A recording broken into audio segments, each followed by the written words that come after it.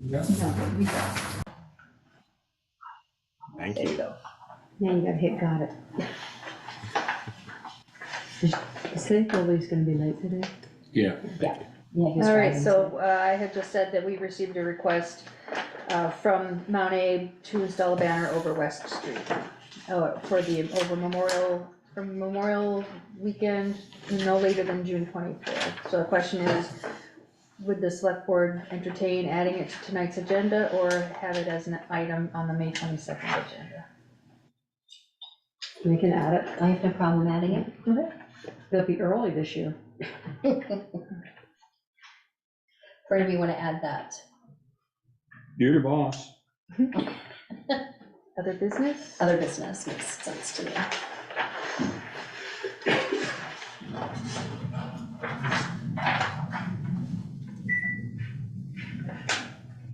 Look at that.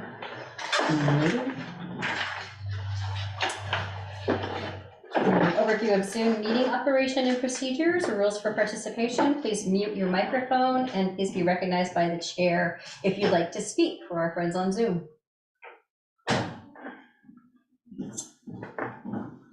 First of all, department head, public forum. Is there anyone here for public forum this evening? Jim, you got anything? No. Anything online? I don't see anything. All right, now we have department head roundtable. Bruce, why don't you go first? Staying busy now that the warmer weather is here. And some of that includes more dog complaints. But No. other than that, nothing new. Thank you. Eric? Yeah, just a reminder that we're gonna be closing Harts Gravel Road by the cemetery tomorrow to install a culvert. And we did green up pickup today, so we ended up getting 45 tires and almost a ton of garbage today. Wow. Is that more than usual for Green Up Day? Yeah, usually it's just a hair over 1,000 pounds most of the time. And you didn't pick up the stuff on 116, right? That No, state that's picked up, all so that state. doesn't even include what. Right.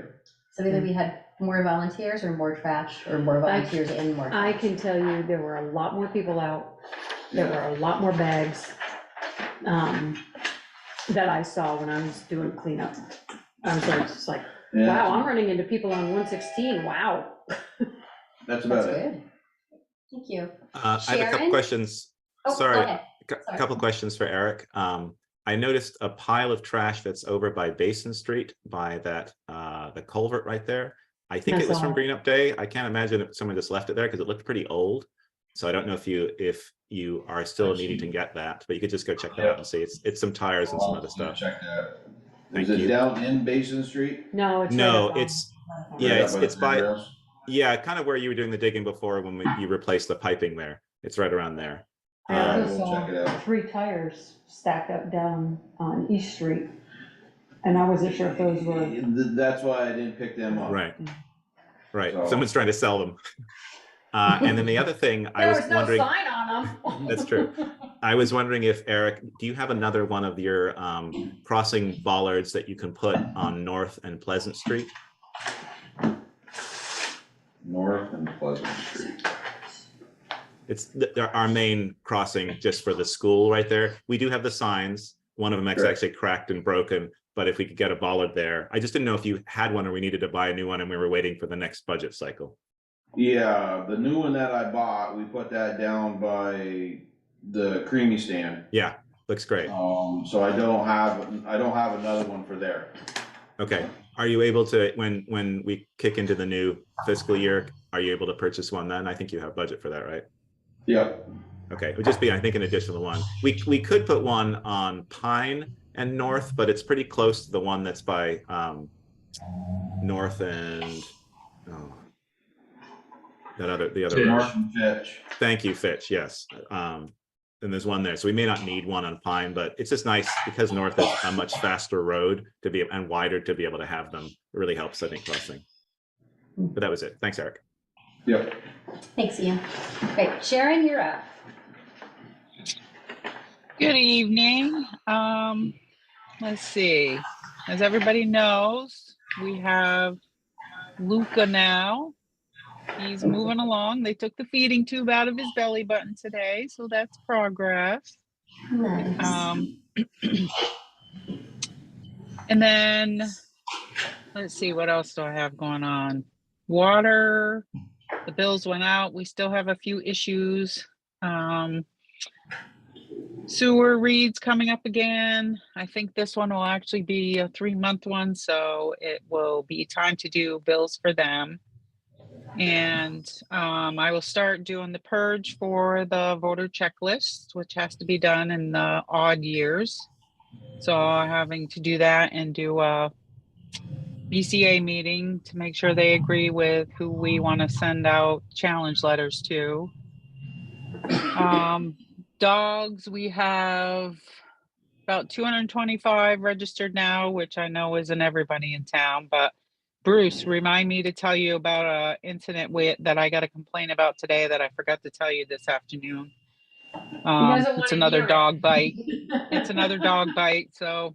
Okay. And just anything else that's coming in the door for treasurer, and people are coming in to pay their delinquent taxes, which is good.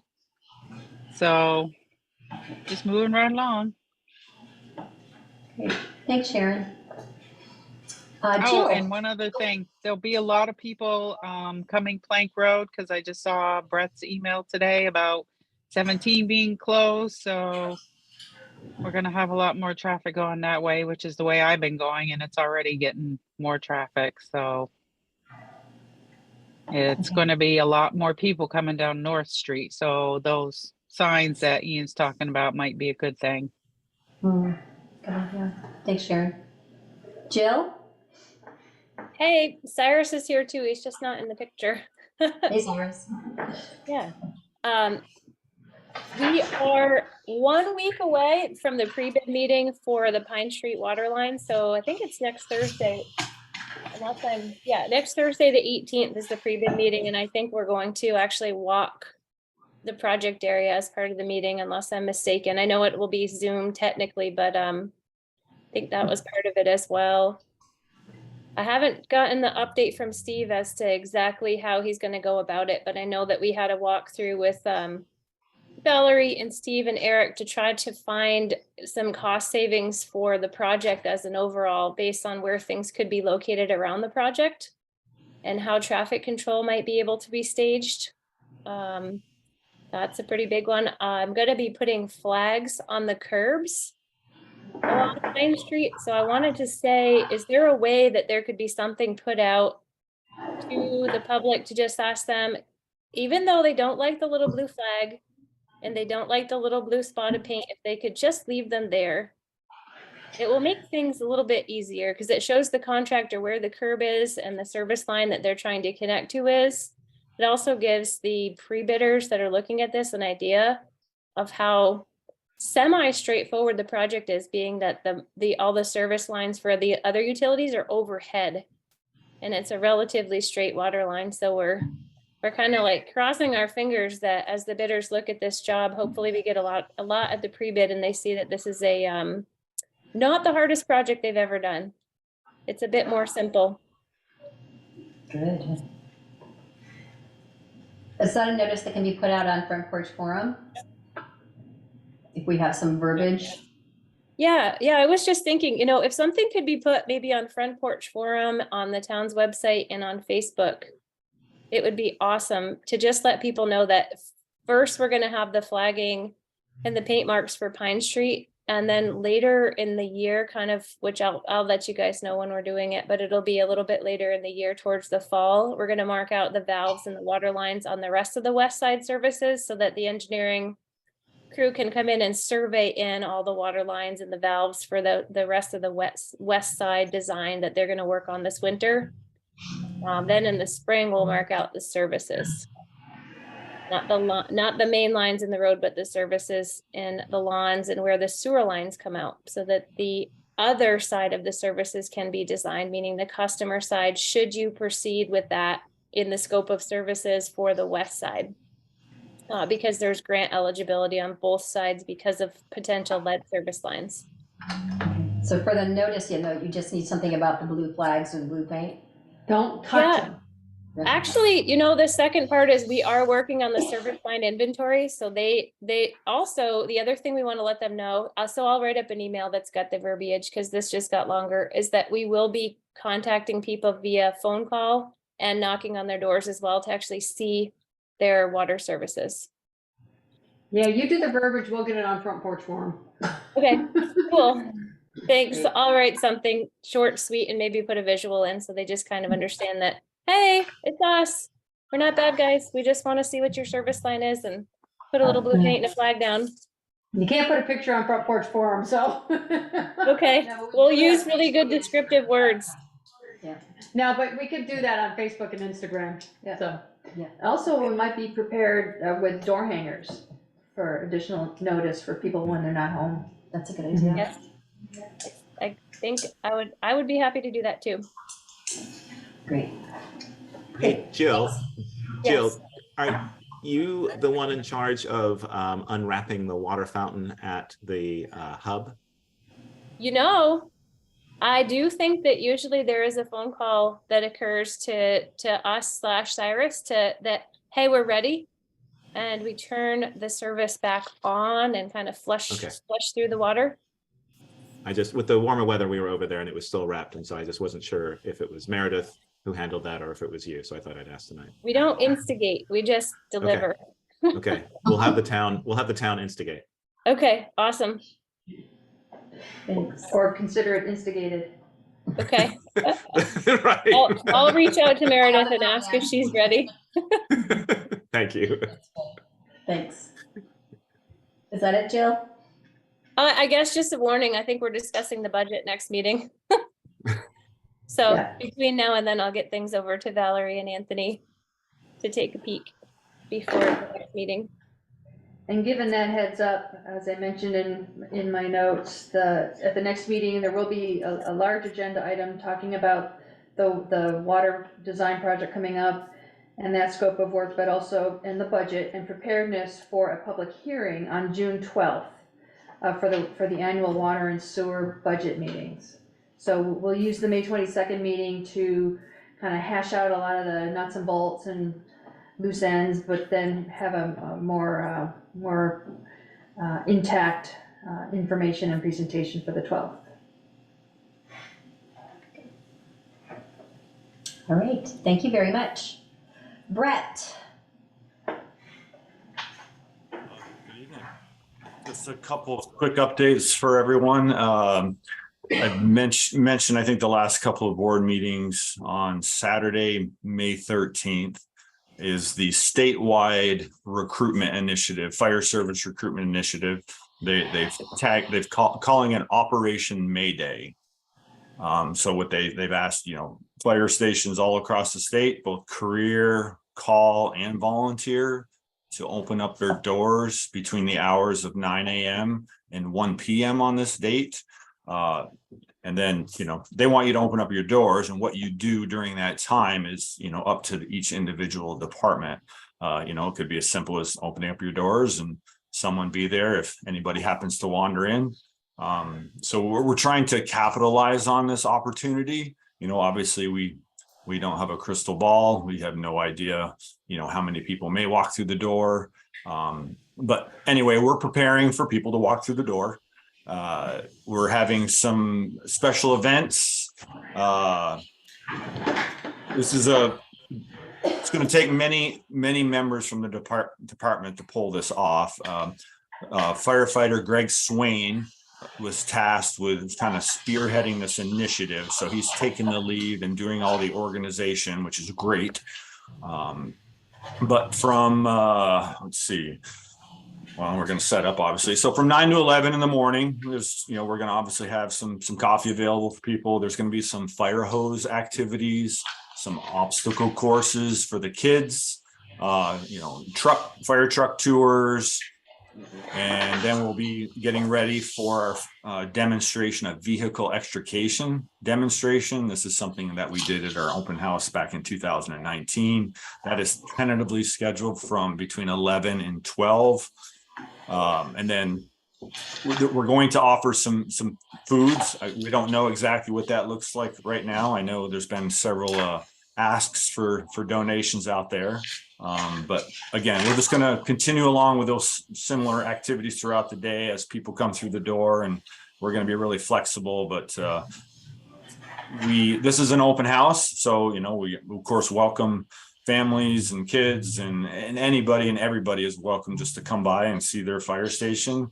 And if we get lucky, perhaps we'll get a couple of candidates out of this. Recruitment is an ongoing effort in the volunteer fire service. It never stops, because it's just a revolving door. You lose one, you get one, you lose one, you get one. That's just how it goes. But here in Bristol, we are extremely fortunate to have a pretty solid roster of today 32 people.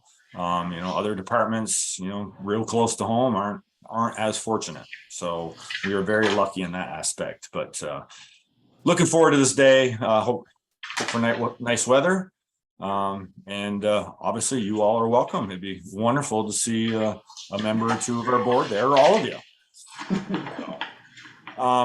And the only other thing I wanted just to report out on, I know some of you saw the email, but yesterday, Peaker and Eric Coda spent the better part of their Sunday at the Bristol Fire Station prepping or building the new one-way drive to the fire station, as we discussed 2 weeks ago. I reached out to Peaker this morning, and if he got back to me, I apologize. I don't know if he volunteered his time. I'm assuming he did, but I don't know. Peaker? Yes. I figured you did, so. Nope, we lost your sound, Brett.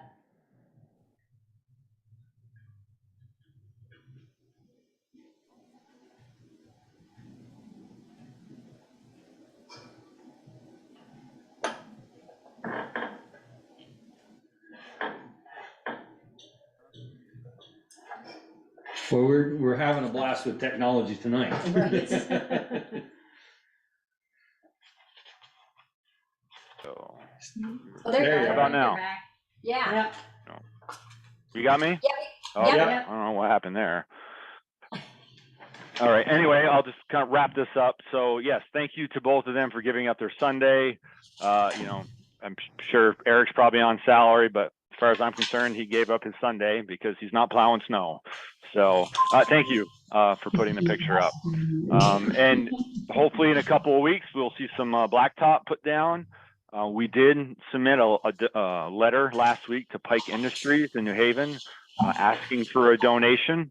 I think Eric is feeling pretty confident in my brief correspondence with a gentleman who was in town a couple days ago to get the letter and meet with Eric.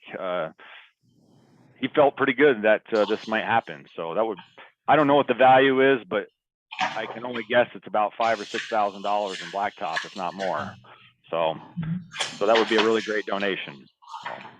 But in the meantime, if anybody's wondering, those two different drives there, they're both accessible. You can use them today. They're obviously, one's paved, one's not, but you can use either one of them.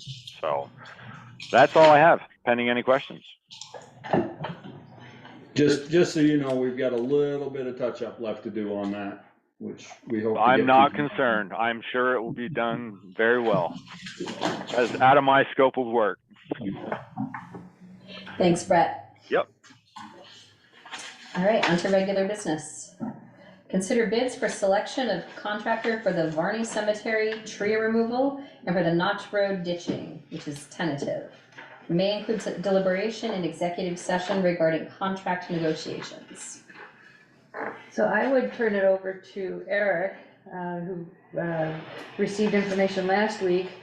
He asked me to hold off on disclosing it. The cemetery you can disclose. Okay, The Notch Road, I'm still waiting for 2 more bids okay, on the perhaps Notch Road. if you could just tell us what those cemetery bids were then. So the cemetery on Hardscrabble Road, I got one bid from one contractor for 10 grand to take all the trees down except for, I think there was 4 of them that was gonna be left. And then the other contractor was 18.5.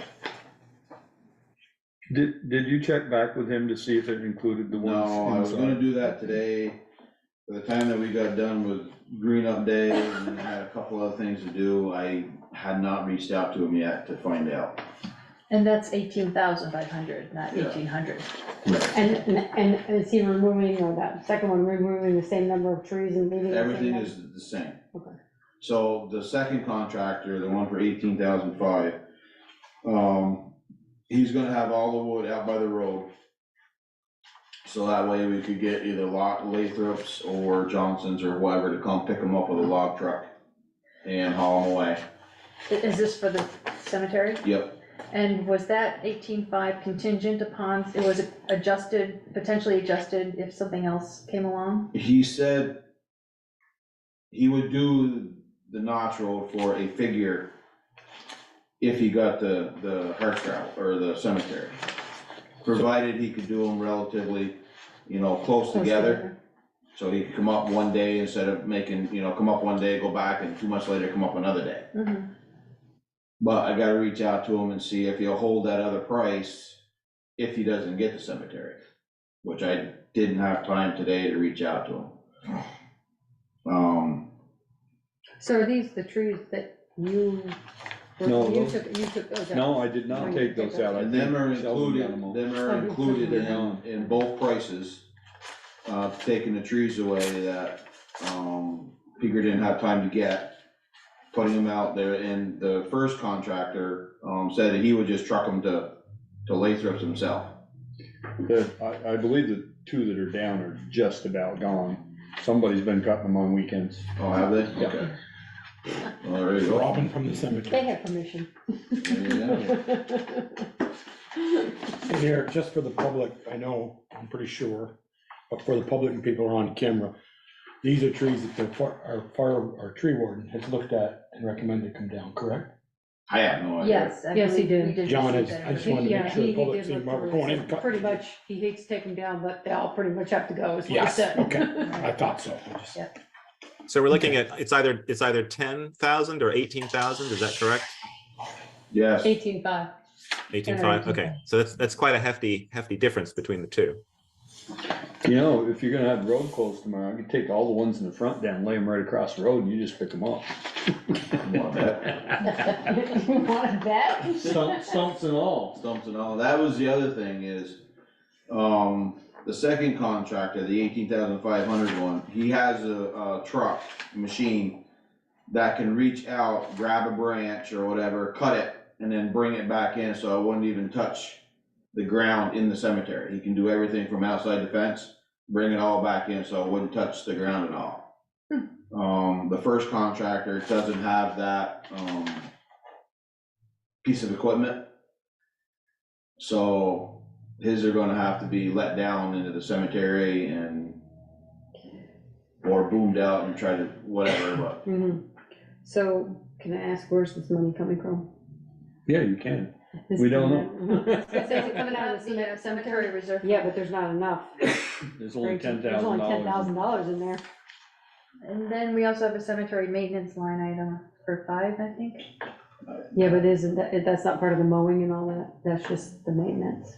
Is That's that, not the mowing line? I think we added an additional 10,000 out of the unreserved, or Thought undesignated we did reserve too. funds. And we haven't, I don't think we've spent any out of that reserve fund, so there should be enough. Just barely if we go with the higher one. Yeah. That's also the one that. yeah, I won't do can't, any more I damage. can't see paying $8,000 extra to take down the same trees. Trees. No, Well, other than the fact that they don't have to drop them. Well, I mean, Yeah. he's gotta be insured. If he Yeah. takes out a stone, he's gonna have to fix it. Mhm. Yeah.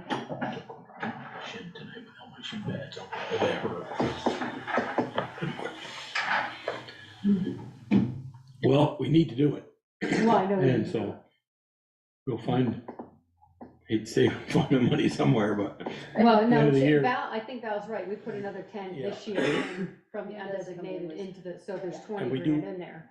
Val, and Val if is we had to wait- correct. We did put that in. Yeah. And if we had to wait a year to put the fence in the front, and we had the fence donated anyway, Yeah, that's so an that was, expense we're not going to have. that was the other question. What are you gonna do? They can only cut the trees Above the. fence. above the fence. So you did take the, pull them with the excavator? And clean it Most up? of them you can pull with the excavator.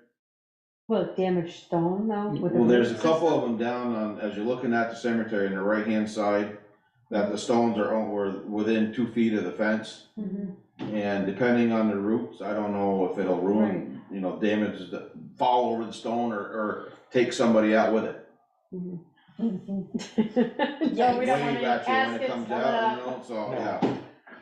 Do we have a schedule for either of the contractors, Um, bidders? the second one said if I could let him know relatively soon, he could be up here within a week. And the first contractor The lower bid contractor? was just waiting to see when we found out and then let him know, and then he would schedule it then. I did tell them both that we wanted them done before the farmer got on the field to plant the, If they wanna be able to get if around. they wanna be able to get around. Or they'd have to wait until fall, once stuff is gone, Yeah, I don't, we don't really wanna wait till fall. Right. so. I think I'd be happy voting for the $10,000 one. We'll make a motion. Is, I was gonna say, is that a motion? Then I make a motion that we accept the lowest bid for the Barney Cemetery project. The lowest Second. bidder. Thank you. Any other discussion? All those in favor? Aye. Aye. Anyone opposed?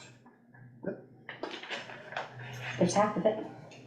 And then we're gonna wait till executive session to discuss what the notch road No, he is. doesn't have all the information. Doesn't have all the information. Well, I can, in the executive session, I can relay what I've gotten so far. I just don't want the other ones out. Well, Yep. if you're needing to wait for more information, maybe we should just wait wait. until we have all of that. Yeah, all right. Yep. I just- For an info. Okay. Then you don't have to hang around. Right. Right. That's true. Oh, I think yes. Thank you, Eric, for working on those. We appreciate it. Yes, thanks. So when Alright, you show up to do the road tomorrow, I'll have all those laying, when you show up, put the culvert in, I'll have all those laying in the road for you, since the road's gonna be closed. Not in that area, though. You'll be out of the closed area. No, I won't. Once the trees cross the road, it'll be closed. You're gonna get a permit for the water. That's right. that's right. I can reach, I can reach him. I can reach him. permit. I can reach him from out of the right of way. Alright, moving on. Consider approval of one or more ARPA funding allocation proposals. All righty then. So Val and I, we've been working on this. And I sort of, because I'd been involved all the way through, I said I'd look through the list of 20 recommendations that the ARPA committee gave to the select board and start figuring out how we might attack this and get some money out there. So what I'll do is I'll share my screen and we can talk a little bit about it. It's probably going to be tiny on your screen there. Yeah, that's tiny. Let me Yeah. let me see if I can make that bigger. What's the best way to do that? Let's see here. If you guys want to share, there's a list of the projects. All right. What's the best way to do this? While you're doing that, I have a question. Sure. I'm looking at the list of, from the advisory committee, and there are two childcares. One is the first one and one is the number 13. Why, if childcare was an issue, a top issue, why wouldn't we consider them both equally? Because they wanted different things, if I remember right. Well, they do, one wants a sprinkler system, Right. but the end result is both the ability to add childcare spots. Correct. It was just a question that, when I was reading through it, it came to mind. I don't know if I can zoom this up.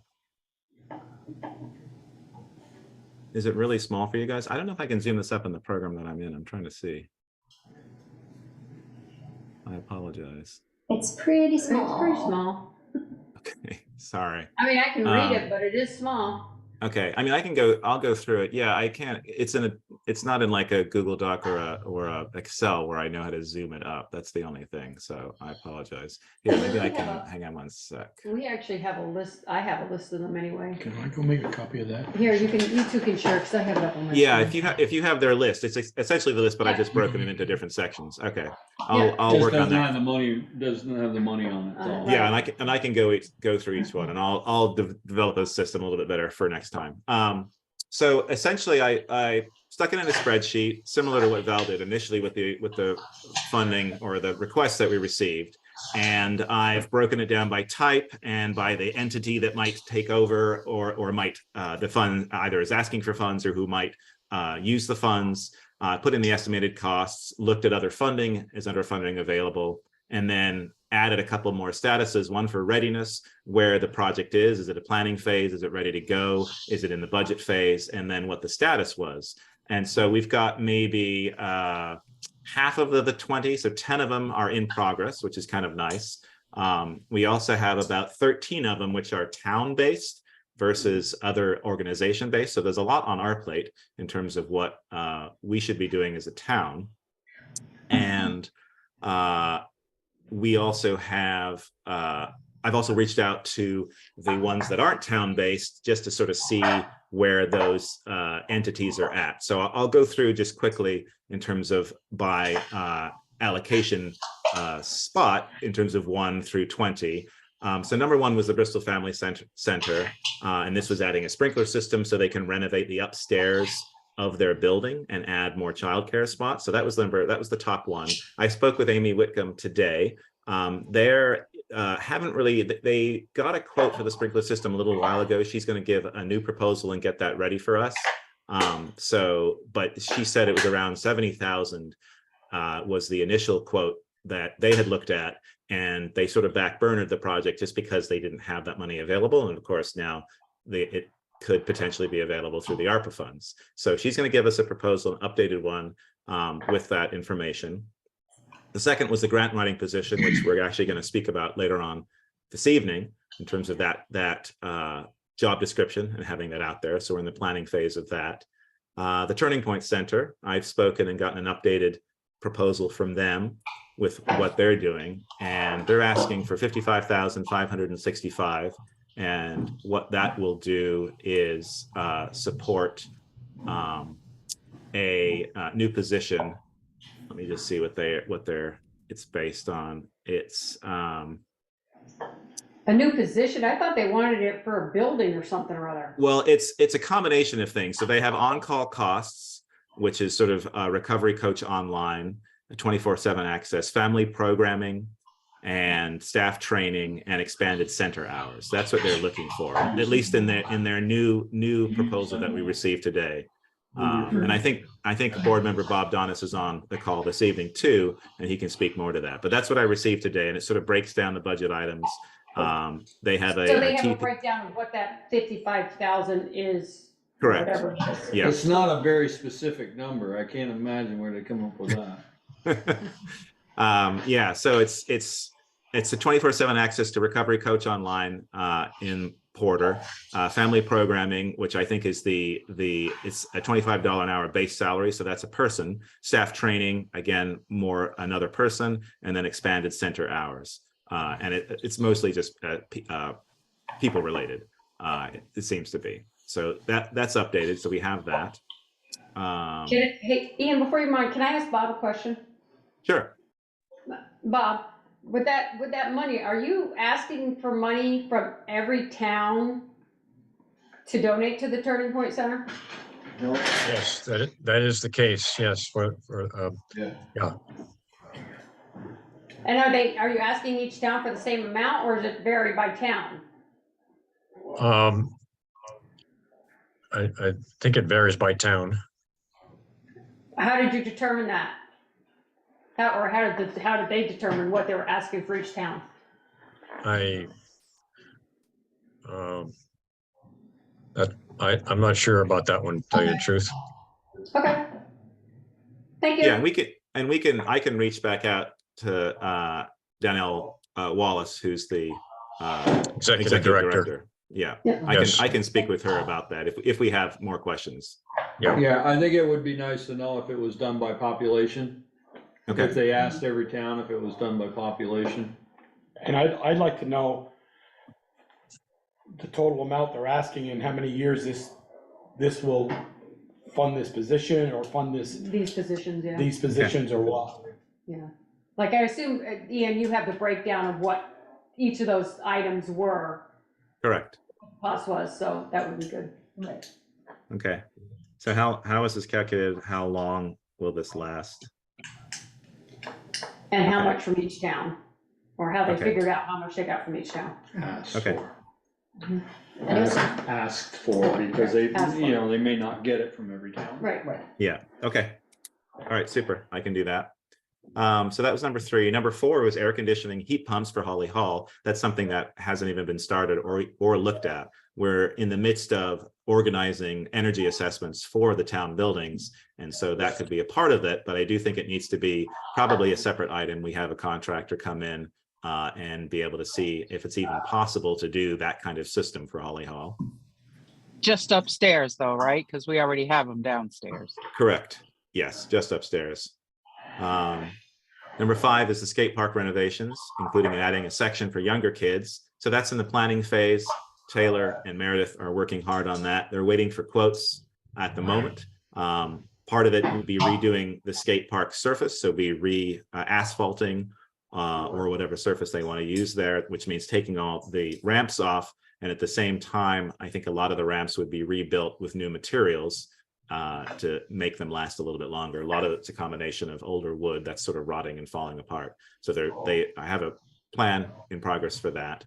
Ian, and is that gonna be in the same footprint, or are they talking about expanding it even bigger than where it is? I think there And might is be a that little bit gonna of be expansion, rec which is sort of the section for younger kids. I'm Mhm. recommending that to accommodate, the idea is to accommodate as many people as possible. Right. And so I think there's a little bit of expansion, which they're working with the Bristol Rec Club on. Okay.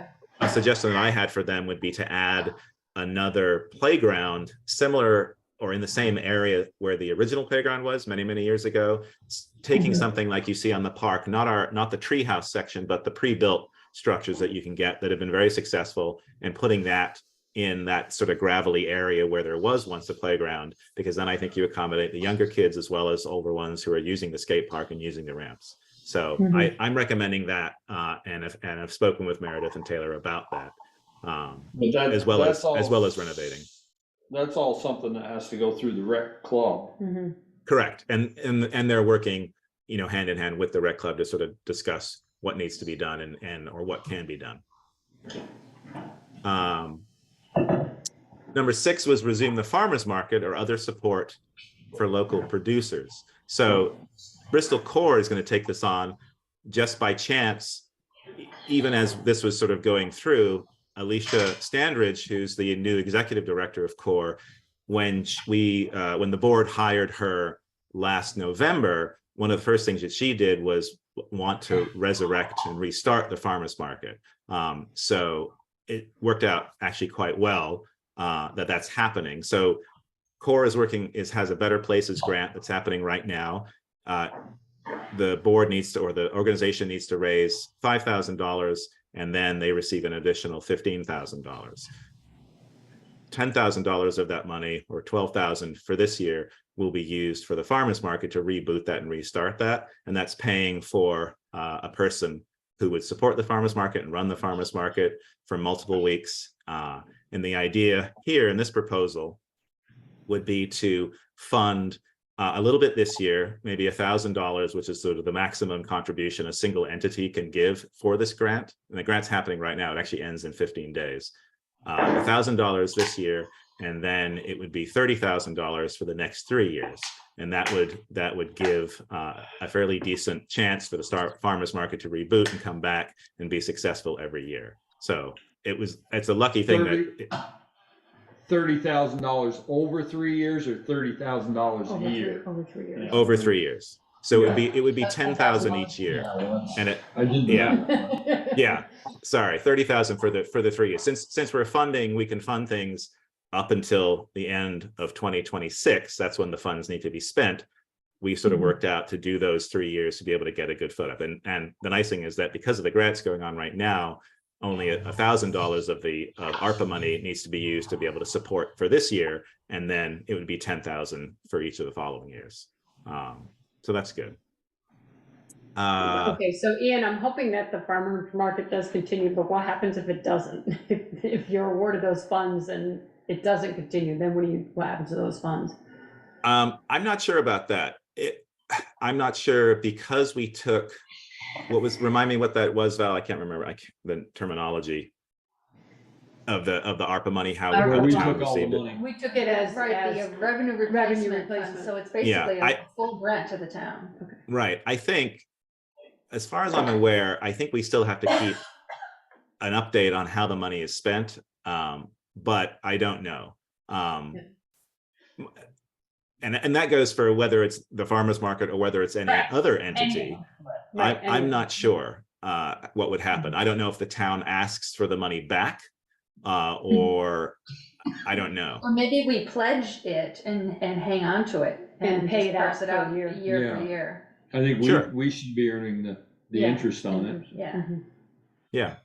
Yeah, I think I'm sure for this particular one, I'm sure Cora will be fine with that. The idea that has been proposed by the board and by Alicia is that it would be 6,500 that goes towards the hours that a person running the farmer's market would have, and so that would be folded into the executive director position. That position is only a part-time or a quarter-time position anyway, so it makes sense to sort of combine those two, so that position can organize Pocock as well as run the farmer's market, and then the additional funds would be used for entertainment, music, and supplies and things like that, and promotion of the event. But we're hoping that it is going to come back. It will be successful. It sort of takes over from what was happening on the Monday nights in the park anyway.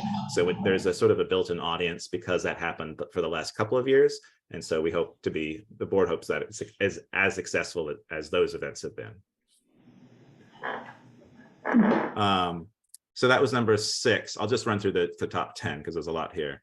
Number 7 was the outdoor meeting classroom space for the Lawrence Memorial Library. I've talked to Coco about that. She's going to put together a proposal for that. So we don't have any firm information on that at the moment. The Lincoln. Is there any land for that? It would be behind the library building, essentially where they've erected like a tent that they've had before for outdoor classroom. It would be, it's not a huge building that they're going to put there, but obviously it would need to go through zoning. It's an actual building. It is a building, at least the idea that what they're envisioning is in sort of a building that has maybe open sides that you could cover over in colder weather and open up and have it be sort of a more open space for the better weather. So they need to be aware that their septic is in between their driveway and the property line. To the back. Interesting. Going going east from the edge of the driveway to the property line, that's all septic. And I don't know, when we put that septic in, we moved the shed that was there off of it. Okay, right. They've been doing their outdoor classroom, I believe, on top of that then, just because it's just been set up with a tent. And so that doesn't sound like that might not work. I don't know if they can, I don't believe they can put a structure over it. Okay, can they put a structure where you move the shed to? I believe so. Okay, so maybe I'm sure Coco knows this in terms of the septic, but obviously I'll speak to her about that. Maybe the idea was to replace the shed or move the shed and have the structure be there, but I'll follow up on that. What about if the outdoor classroom was on a platform, a raised platform? I think if you're not putting anything in the ground, you're probably okay. I mean, that would be a question for. But if the roof is over Like an permanently, engineer. the sun can't, so-called. It doesn't go up, Joel. I'm sorry, not in Bristol. No, it doesn't. I get what you're saying. That's right, but you want to cover the septic though, that building would Yeah. have to move. Yeah, you want to cover as much as possible. So she's working on a grant for that, or not a grant, well, combination of things. She's working a little bit of grant, but she's also working on a proposal for that. There was one built at the Lincoln preschool, and the model is sort of being based on that. It's beautiful, better than Lincoln. Yeah, it's great. Number 8 was the redesign Pine Street when water line improvements are made to create safe pedestrian pathway. So that one's a big one on our plate. Obviously, I don't think we can tackle that at all in the next couple of years because of what's happening on Pine Street. My recommendation for that, and it's a little bit different, but it's still tied in terms of pedestrian safety, might be to use a little bit of ARPA funds to install a push button crosswalk at Pine, not at Pine, at North and Pleasant. It has been suggested by the, it's one of the suggestions that the Bicycle Pedestrian Committee has suggested for the town, and we've tried to look at grant funding for something like that, since it's around, I think it's around $10,000 or $12,000 for one of those systems. We could price out and look at the one that was put in over at the fire station. But I was thinking that you could, if you wanted to, that would help with some pedestrian safety, especially in a very large thoroughfare for school children, and not use a tremendous amount of funds for that, since that one I think there's so much complication and complexity attached to something like that. But that would be my suggestion. I'll keep going. Number 9, bus shelters. So I'm working on that. So we have, for those who don't know, Tri-Valley Transit has a program, and they're working with Bristol on, and they are, we have the ability to have 3 free bus shelters be able to be placed at 3 locations in Bristol. We're looking currently in Prince Lane and over on Park Street or Park Place, as well as over at Stony Hill, Firehouse Drive, where the new developments are happening. So I'm just beginning the permitting phase with that for 2 locations, which would be Prince Lane and Park Place. Prince Lane seems fairly easy to do, and I've put that together. The materials needed, I've spoken to Chris about that, and we have approval from Parmelo. I just need to get their signature. And for the Park Place, it's getting a little bit more complicated, because the last thing I talked about was where we want to put it, which essentially is where the little structure is that holds the bell and the memorabilia from the old Bristol High School. That's where we want to put it, but that piece of land is actually deeded or bequeathed or whatever it is to the school district. I've spoken with Floyd Davison at MAUSD about this, and he's going to present it to the board for their next board meeting and to see what the board would like to do. He suggested maybe the land could go back to Tom Wells, who owns the rest of the property, and it would just become his again, and it would just be deeded that the bus shelter structure would be there. Tom doesn't seem interested in that. It's much easier for him to leave it as is, and he doesn't have to do anything about it, so he doesn't really care. So that's where I'm at the moment with that. So there's a little bit of complication of who actually is going to be applying for the permit, but I'm sorting that out now, and hopefully it won't take too long. And but the idea would be that the bell would stay on the property. We want to be, Floyd was very clear about that they would like to see that structure stay because it is directly connected with the old high school that's there. My suggestion again would be to sort of move it in between the 2 trees that are there, and so you're essentially moving it to the west a little bit on Tom's property, and Tom seems like he can accommodate that. But I don't know if then when the bell moves, does the land then underneath the bell still owned by the school district, and then the other land becomes Tom's? It's a little complicated, so I'm trying to work through that. Any suggestions you have, I'd be appreciative of. And the 2, Prince Lane and the one on the back of the park, Tom Wells' property there, those 2 bus shelters would have to go through the design review committee? Yes, I haven't spoken to Chris about that because I'm just starting the permitting phase. It is a structure, so I'm assuming yes, but I don't know fully. I think Chris said. When I asked him that question, the answer was yes. Okay, then yes. So that'll be, let me add that to the list. I forgot about that. Okay. All right, set that up too. I don't have. If I could jump in, so there's Sure. a $15,000 cost estimate associated with that. What would that money be used for if these are free? That would be used for placement of the shelters. Delivery is free. Site preparation. Correct. And that's just a rough guess. It could be 10, it could be 5. I just put 15 in there for now, just as a temporary amount, because I don't know what it might be. Delivery is free to us. Kevin Harper has gracious enough to allow them to be placed at the Bristol Works property temporarily. They need to be delivered, since in the TVT's budget, they budgeted for this year, which ends the end of July, or end of June, sorry. So they want to get the shelters delivered and done with, and then we would handle the rest of that. And that might involve them being delivered by truck to the Bristol Works property, and then we would need to crane it onto a truck and move it into place. So it might be working with a crane company and other people to be able to place these things. And I don't know if 15 covers that, or if that's way too little or way too much. I'm not sure. Makes sense. And number 10 is electric charging stations. The Bristol Energy Committee has been working on that.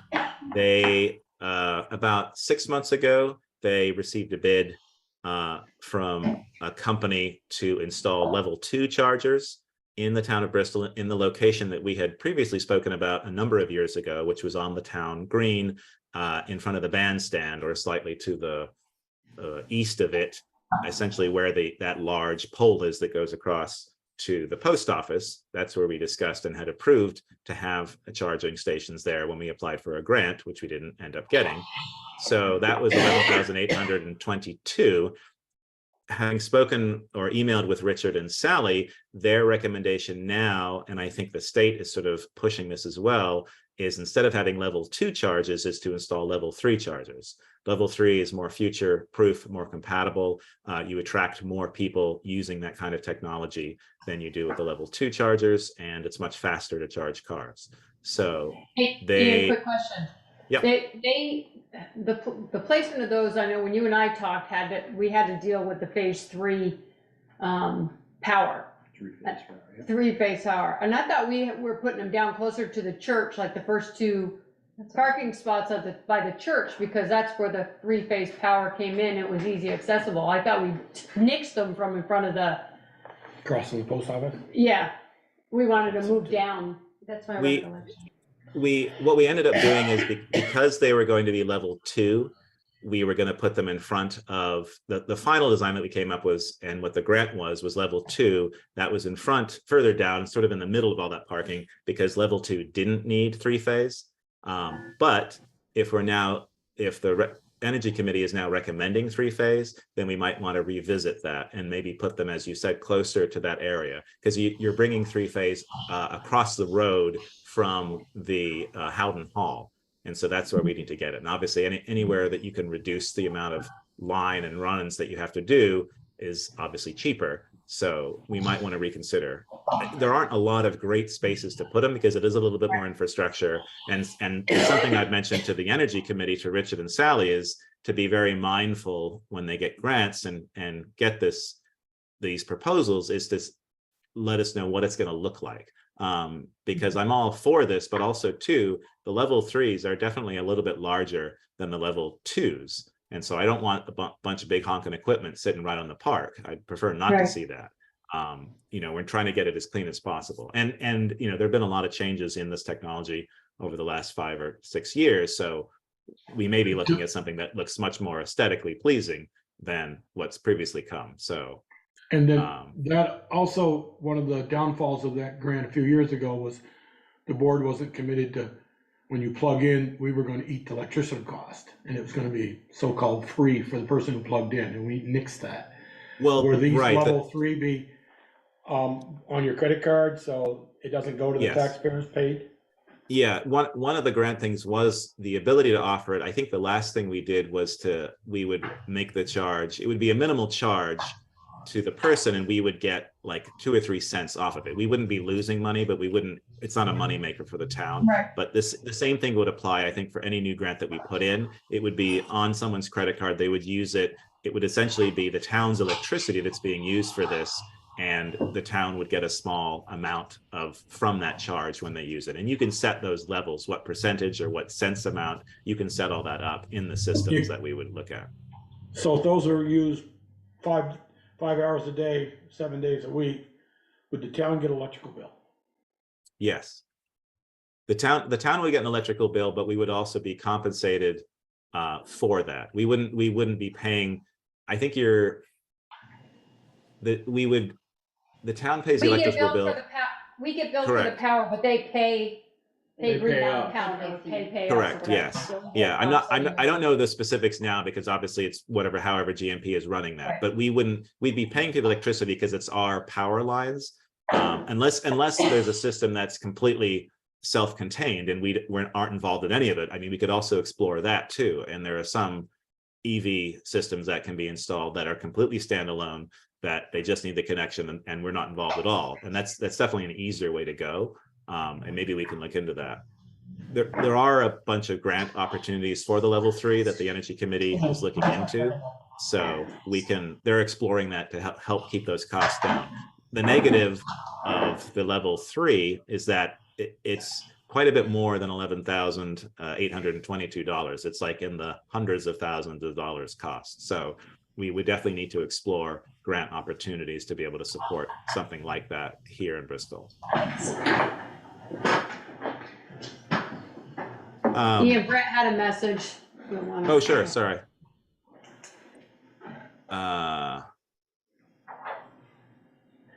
Oh, sure. It'd just like to go over 11. Yeah, absolutely. Number 11 was the rescue squad equipment upgrades. I've been emailing with Will, the head of the rescue squad, and he has given me an updated proposal. Actually, I think it was the same one that was proposed initially, which was $130,000. And that's broken down into, if you give me 1 second here. Let's see.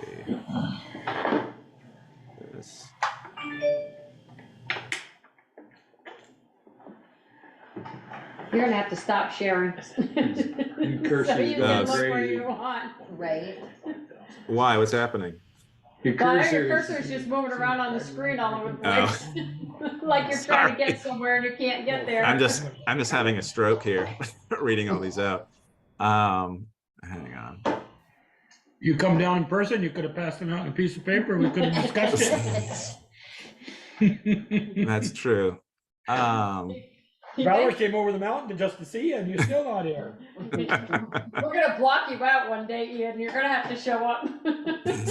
I'll come back. It's getting close.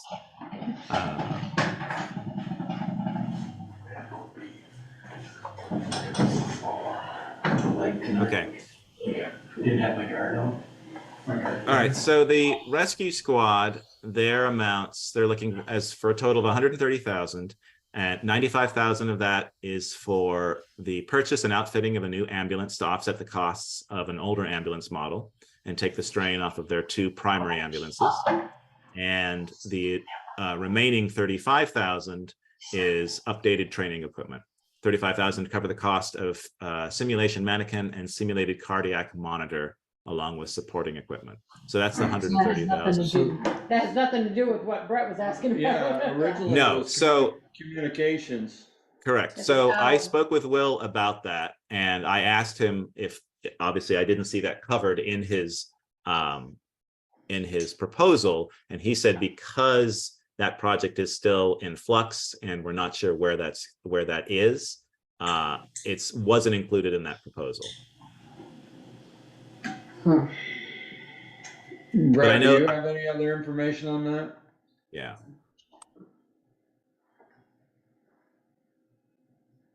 Negative. No, you stopped sharing your screen when I went to click unmute, and now it got big. And anyway, no, I don't know any. I was just curious because that was just some of the conversations I was recalling, and if we found out several weeks ago, this project, this idea of erecting a tower at behind the fire station is not off the table just yet. Michelle, I know she's privy to this. sent me some correspondence. You know, there's definitely some work that would need to be done, but we're still hoping. And, you know, this obviously seems to be a priority for the town. You know, we're all well aware of what we pay annually for, you know, leasing space on the tower here in Bristol. And obviously the rescue, I know they have an interest. They pay twice as much as we do. So I'm just curious, at some point, if this happens, it's going to cost a chunk of money, and where is those monies going to come from is the question. Yes. So, I mean, a worst case scenario based on the proposal we saw, I don't remember when that was, a couple months ago, was like $130,000. That ring a bell, Yeah. Peter? Yeah, Yeah, it was about That's that. what he's got in there. yeah, because, you know, it strikes me as odd, a lot of this stuff is not what we originally heard that They wanted. they wanted. It seems like things have been tweaked since we got our first request from some of these organizations. Well, and that's why I'm I'm just curious. That's why I asked the question. I just looking for clarification. I want to put it out there in the public. You know, what are these monies allocated for? You know, because I certainly was thinking some of it may go towards such a project, but that is obviously not the case. Well, I'll say, so there's a couple things with that. So let me answer to that, Brett. It was for the rescue squad, their original proposal did not contain the communications tower. That came later, before they proposed what they proposed, 130, even though it's that 130 happens to match the 130 that was the communications tower project. That's not to say that ARPA money couldn't be used for that. I spoke with members of the ARPA committee and the chair, Porter Knight, and they felt that supporting a project like that is the perfect use for ARPA funds. Even though it wasn't specifically detailed, it still could be covered under a Bristol Rescue Squad request. And both the rescue squad and the fire department obviously are driving this. So speaking to Porter, she didn't seem to feel, they didn't create tight boxes of where this money should be spent. They tried to get as much information as possible and to cover as many groups and organizations in town and different projects. But there's nothing that's like absolutely locked in firm in terms of this money. So I do think there is wiggle room there to be able to support that project if it comes to fruition. So I definitely might want to see that continue to sort of be researched. I spoke with Mark this morning because I was over at the high school with him. He noticed the 100-foot smokestack and said, "Can we put something on that? Because you've already got a lot of height there." So I don't know if that's an option. If he's going to investigate. There's a lot of really great, kind of, some of them are wild ideas about where to install an antenna. But at the end of the day, you have to remember there's infrastructure involved with this. So, okay, we place a tower, an antenna on top of a smokestack. Well, we're going to have to pay the school some money. You know, we need their generator. We need a physical space inside the building to house equipment.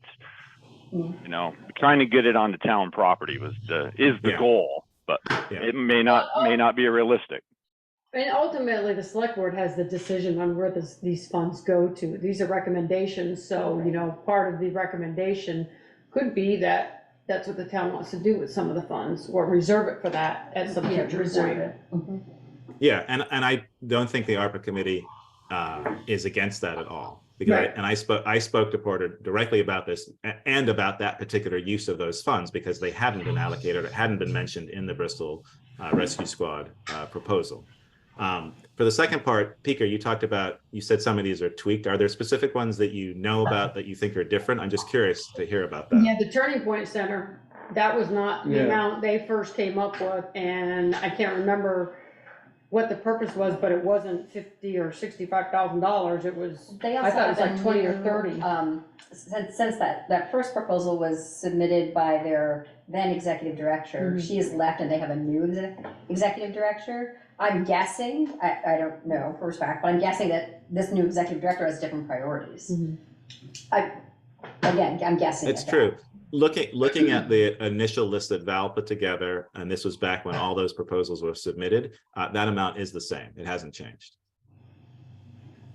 No, it was different. It was different when it first came in. I mean, that might have been a modified one afterwards, but when they first came in, it was a different number. They were looking for support for their heating system. Something, yeah, I don't remember what it was, but it wasn't that number. Okay. Yeah, it just seems like there's a whole lot more flex there than, which is okay, but it just seems like there's a lot more flex there than what we were originally led to believe. With that one in particular? Well, with all of them, it seems like there's not a plan. I think we need. There wasn't any money and, like, the Bristol Family Center, I knew that they came in with something, but I don't know if they specifically said a, sprinkler system, but they were on the list. I guess I would like to know also, I think they did, but I. Yeah, I don't remember. if they about go that. with a sprinkler system, is that gonna get you X number, how many X number of spaces? Is it That's a just question we two, could ask. I mean, 2, 5, I, 10? in full don't know. disclosure, I'm on the board for the family center, or for the Bristol Family Center, and we've talked about this it's a room on the second floor that they want to expand to bring older kids, to open some spots, and, so it's been a dream of Amy's for a long time. She's had to shelve it for COVID, she's had to shelve it for funding, she's had to shelve it for a number of different, ideas, but that's certainly, I can reach out to Amy and ask her that question. How They many aren't on spots are town we water looking at? either, right? So they would have to They're use not their on own town. water. We'd system. heard of number, when it went down over the hill, that possibly they were going to hook them into Well, that was water. when Terry's commercial building was put in there and then he passed, so Right. that kind of went out the door. Yeah, there was never a firm proposal for that. We knew it No. had to, we knew about it and it was submitted, or I think Chris on the ARPA committee had mentioned it because he had been working with them on that. But there was never a firm plan, and they haven't sort of looked at that anytime recently, just because it was so expensive. They knew that they couldn't go forward. And so by having these funds available, they're now revisiting that. And the fact that it was like So- number one,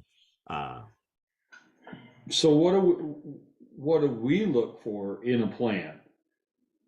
I mean, I'm not gonna just give you $100,000, Ian, so you can go and make something happen. I mean, I think we need, Detailed plan. I think we need a proposal. detailed plan or a proposal, and the other side of that is. With numbers. Is maybe we Yeah. don't let it all out at once. You know, we let it out to get the project started, and then we make the final payment when the project is finished. That way we know that it's done, and we haven't just, Throwing the money at them to do whatever they want with it. yeah. Right. Well, I think Well- that might be hard for some, I think like the family center doesn't have the budget to cover 70 grand up front. But if No. they could have, documentation saying this is what it's gonna cost, and then we could pay for something like that. Well, I think, yeah, if they get some bid proposals from mechanical contractors that said to do this, it's gonna be X, Y, and then it's gonna improve us from 40 kids to 60 or 20, whatever. Yeah. That would be a lot of information that I'd like to see. Yeah.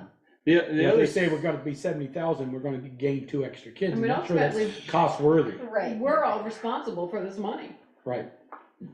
the other thing is that a lot of these strike me as things that might be eligible for grants. And, Well, that's why, you know, yeah, maybe the first thing number we 2 do might is, be the first person to. we do the grant first, which I think we're talking about here shortly. We do Yeah. the grant writer first and at least see if there's any potential to get any money on any of these. If there's anything there. Honestly, and my gut for me is, I'm doing what's right here in Bristol first, before I start spending money outside of this town. I mean, and maybe that's the wrong attitude to have, but it's like, this is money You know, for our and- residents. You know, this board sat 18 months ago, when we first told, the government said you're gonna get $1.1 million. You know, and I proposed that I was $1.5 million, $2 million short, but a community center. Rec center, community center.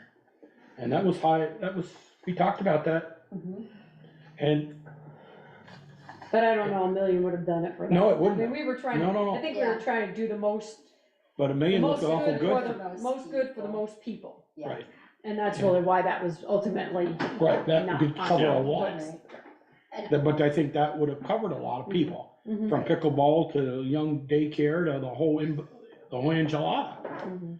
And. Potentially. Potentially.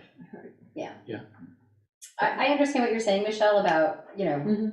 I'm just also thinking of, I know that there are people who, in our community, that do have addiction issues, that do take advantage of places like Turning Point. Oh, and I I'm mean, not, just I'm not as an saying, example. I'm not gonna not willing to give them money, I'm just Right. saying, I'm probably not willing to give them what they're asking for. I wanna see what Agreed. all the, No, all I the questions that we had, I wanna see what those answers are. Yeah, we need concrete numbers on a Right. lot of stuff. Yeah. before we- Yeah, so maybe that's the next step as we ask Yeah. for actual proposals. And I'm not sure what I understand number 14. I know what it means, don't get me wrong, I'm not stupid, but funding for engineering study, explore the creating a handicap, no. 14, yeah, 14, funding funding. continued exploration of necessary zoning changes to add housing, looking into increasing housing density, increase sewer capacity. What's a number you can put to that? That mean you We don't know increase- yet. It's probably, you could It use sounds maybe all grant, good. right. What's that? You could maybe use grant funding to do different studies, maybe from the Regional Planning Commission, things like that. That would be a planning commission question. I put 10,000 in there just because we've received $10,000 grants before. But that's something where it's obviously, it made the top 20 from a lot of votes and suggestions that have come in. But since it's under our bailiwick, it's up to us to determine how we might look at that and how we might actually fund something like that. I don't think it's not a giant thing by any means. It's probably just study money to figure out how to be able to look at those things in the future. Well, if last meeting is any indication how people feel about having accessory dwellings in their backyards, I can tell you. Yeah, Right. housing's gonna be a problem. It's gonna be a tough road Right. to hoe. Right, and that's where that money might be useful to be able to fund studies and time spent studying, looking at that to see what the potential is, both from the state side of things as well as what our local control can be. But I And, think you know, I think the planning commission's in that process right now with the Correct, bylaw they are. modernization grant that they're Right. working with regional planning commission on, so that, I the know, outcome of that study Yeah. should give us yeah, that. I mean, I know they're working on the ADU stuff, some of it anyway. There's some of Yeah, it that they should can't be just only a change. part of it though, not. Right, You Yeah. know, in number 16, we turned Valerie loose and she could probably get that by the end of the week, of bike racks. well, A grant for we that. already have bike racks, so I don't, And- how many more bike racks do they want and where do they want them?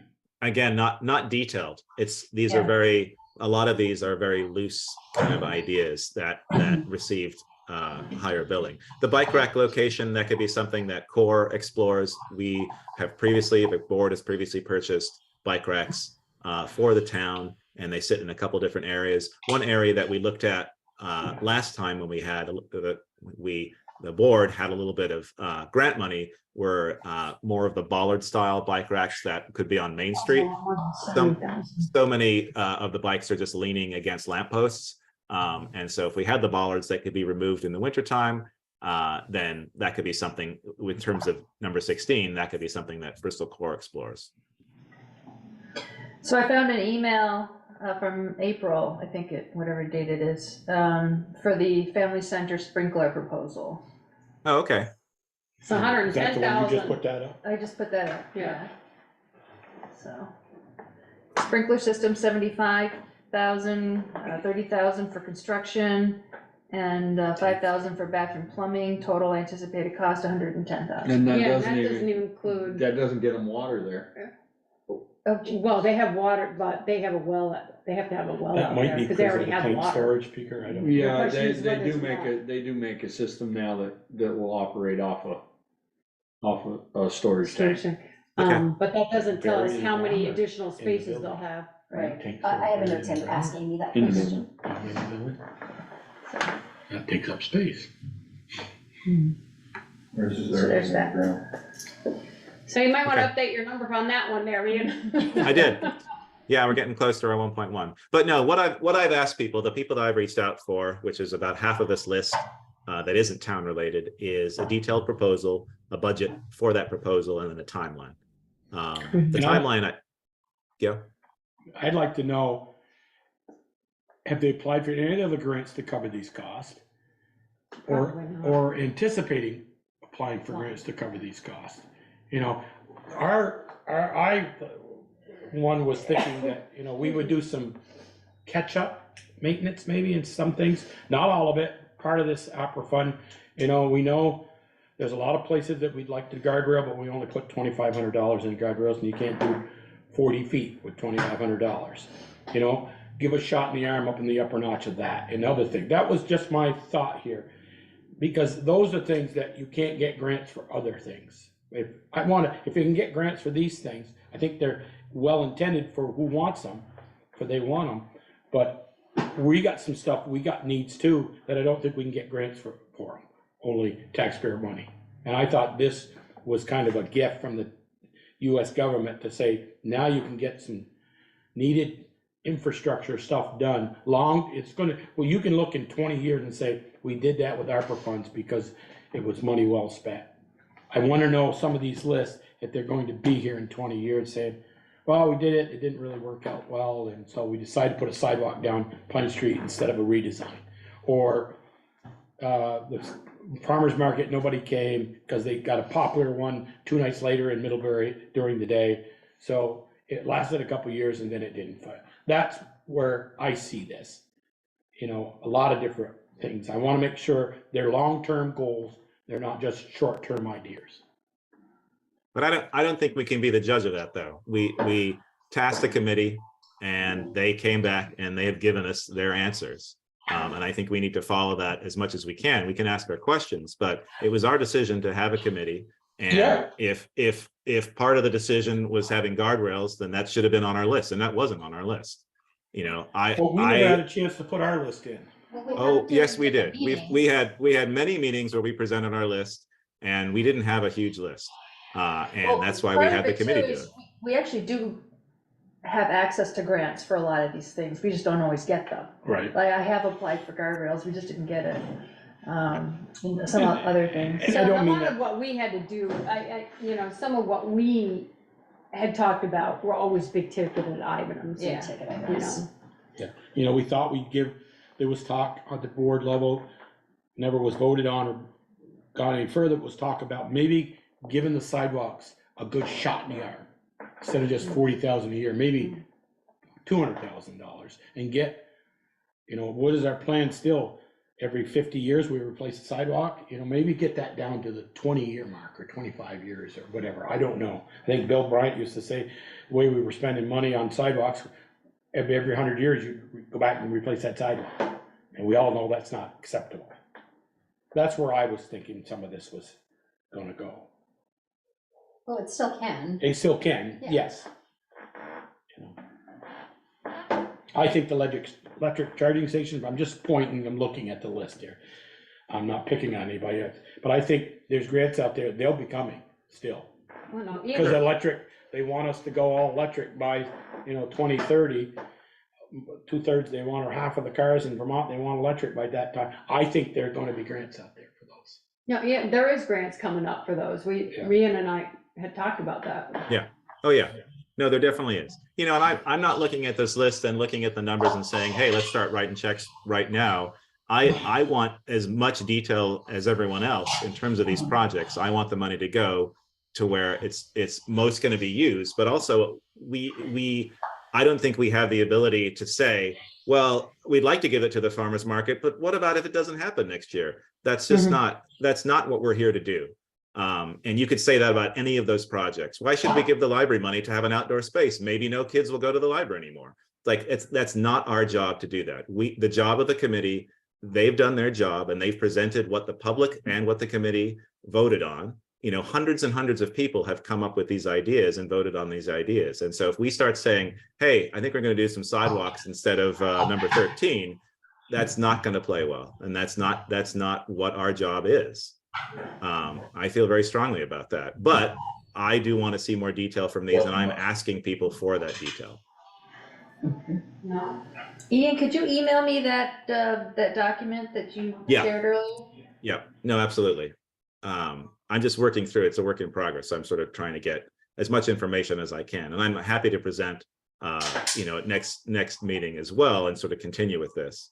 I don't know. So in terms of allocating any money this evening, I don't know if anyone feels comfortable to do that. There aren't a great deal on this list that can be allocated at the moment, but I don't know what people's thoughts are. I feel like a speaker said, I need to see a proposal something that's written out, what the Concrete. actual plan is and what their budget and timeline are.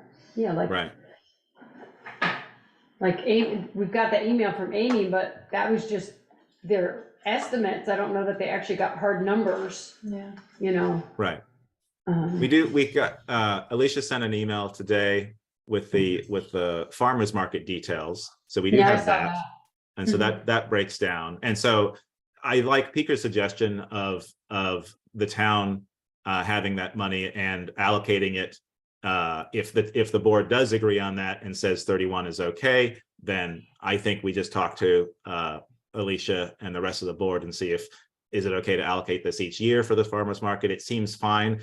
Core already receives an appropriation from the town as a yearly thing. It could fit with that. And so if that was something people are interested in, you could the $1,000, which would be for this year's grant application, you could allocate that if you wanted to this evening. Obviously, I'm on the board, and so I'm biased about that. So it'd be up to the other board members to determine that. But that is one that just happened to be actually going and in progress at the moment. Like the grant program is running. So, but I don't want to make that, I don't want to favoritize that just because I'm a board member. And I think like with that one, if you hold the money, if, to Joel's concern, if in 2 years they're not there, then Exactly. they didn't get 3 years worth of money. That's right. So, And maybe I somebody mean, else on the list needs additional funds for something because Yeah. prices changed or something. I mean, that is anything that is over time, if Yeah. we hold the money, if anything goes wrong or it goes belly up, that money didn't get wasted. If it's a 3-year plan, it's gonna be a 3-year plan. Yeah. I mean, that's my personal feelings. Yeah, and I think that's fine. There won't be a lot on here that are broken down like that. That one happens to be it because it's a yearly thing, managed by a local organization in Bristol. Other things are more like a building, a set of equipment, things like that, where it is like a one-time payment at one time. Ian, just a quick question.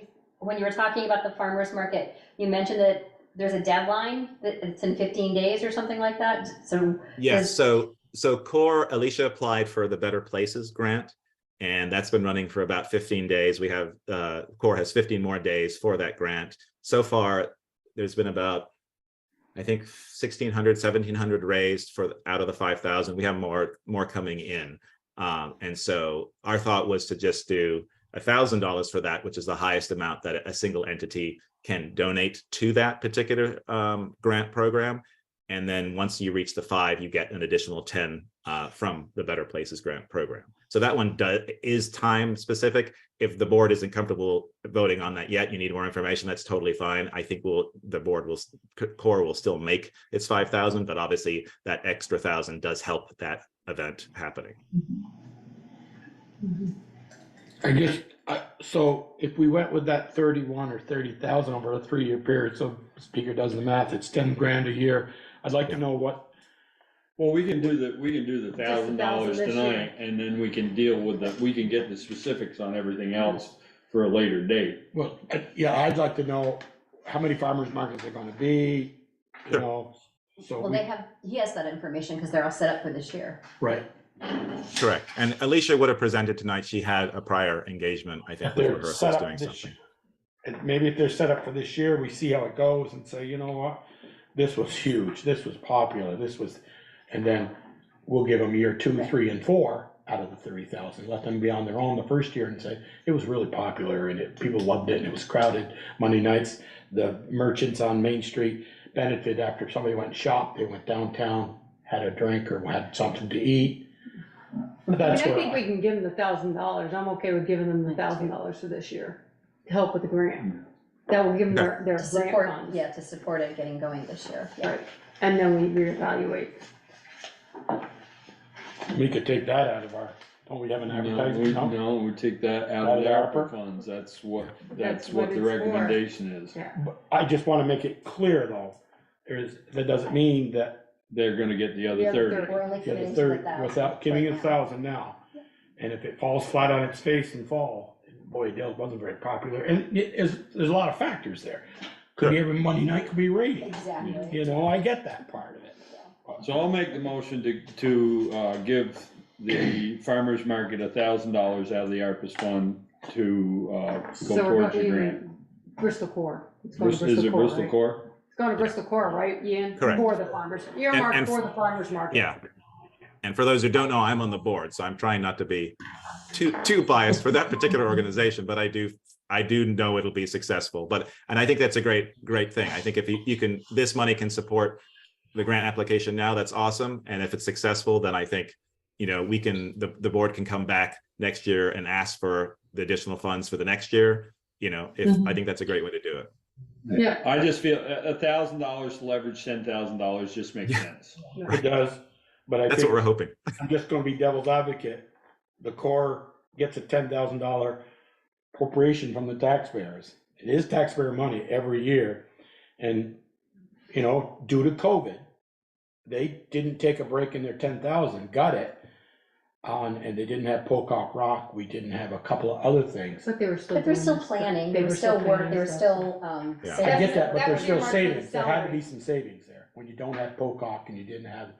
Well, Well, the- that money didn't Pocock go to is funded. Pocock, that went to the Yeah. salary for the, Well, they got for it. the core. yeah. Pocock is not all profit, is it, Ian? I don't know. I never There's seen a it. lot of donations. that No, go- the Corps budget is around, on a normal year, is around $30,000. $10,000 is the appropriation, and that pays essentially for the quarter-time person.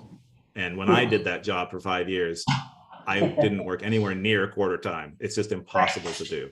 Right. And so that's Which why means that you work amount more was. than that. That's right. I was gonna kid him with that and say, so you No, work less no, than no, a quarter. Yes, similar to a select board position where you're just putting in that time throughout the year. So to answer your question, yes, even though that appropriation was still taken, I think it allowed the organization to still continue. If that Right. money disappears, literally no one runs the organization. And the organization isn't just a nonprofit group for the Bristol businesses. It's a state program that Bristol is a part of. And so if the organization goes away, we are unable to get certain grant funding and tax credits for the town. So the organization really needs to stay afloat, and it's hard to do that, especially with the amount of budget that the organization has. But Pocock is not a moneymaker for Bristol Core. You have to pay.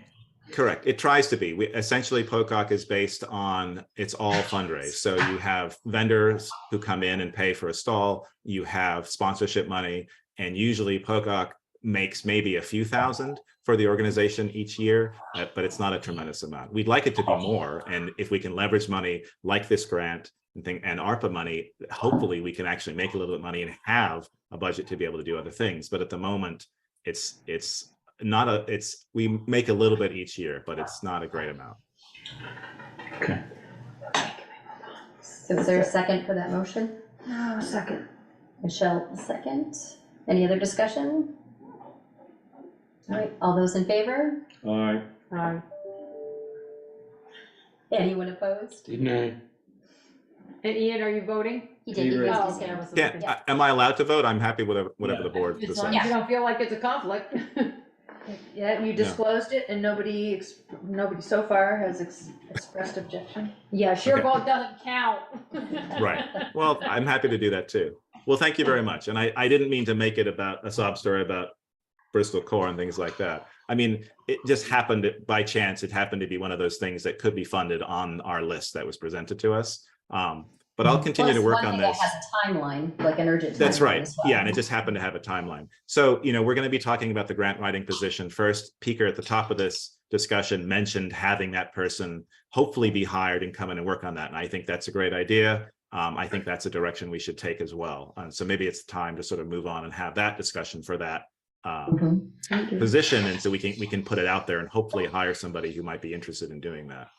And I'll keep working on these and getting updated. And when I get this into a place where I like it, I'll share it with everyone, and you can see the proposals that have come in, and then maybe we can build up our questions that we have for certain organizations. But I will say that, the organizations that we're going to be talking to for some of these chunks of money, there aren't very many.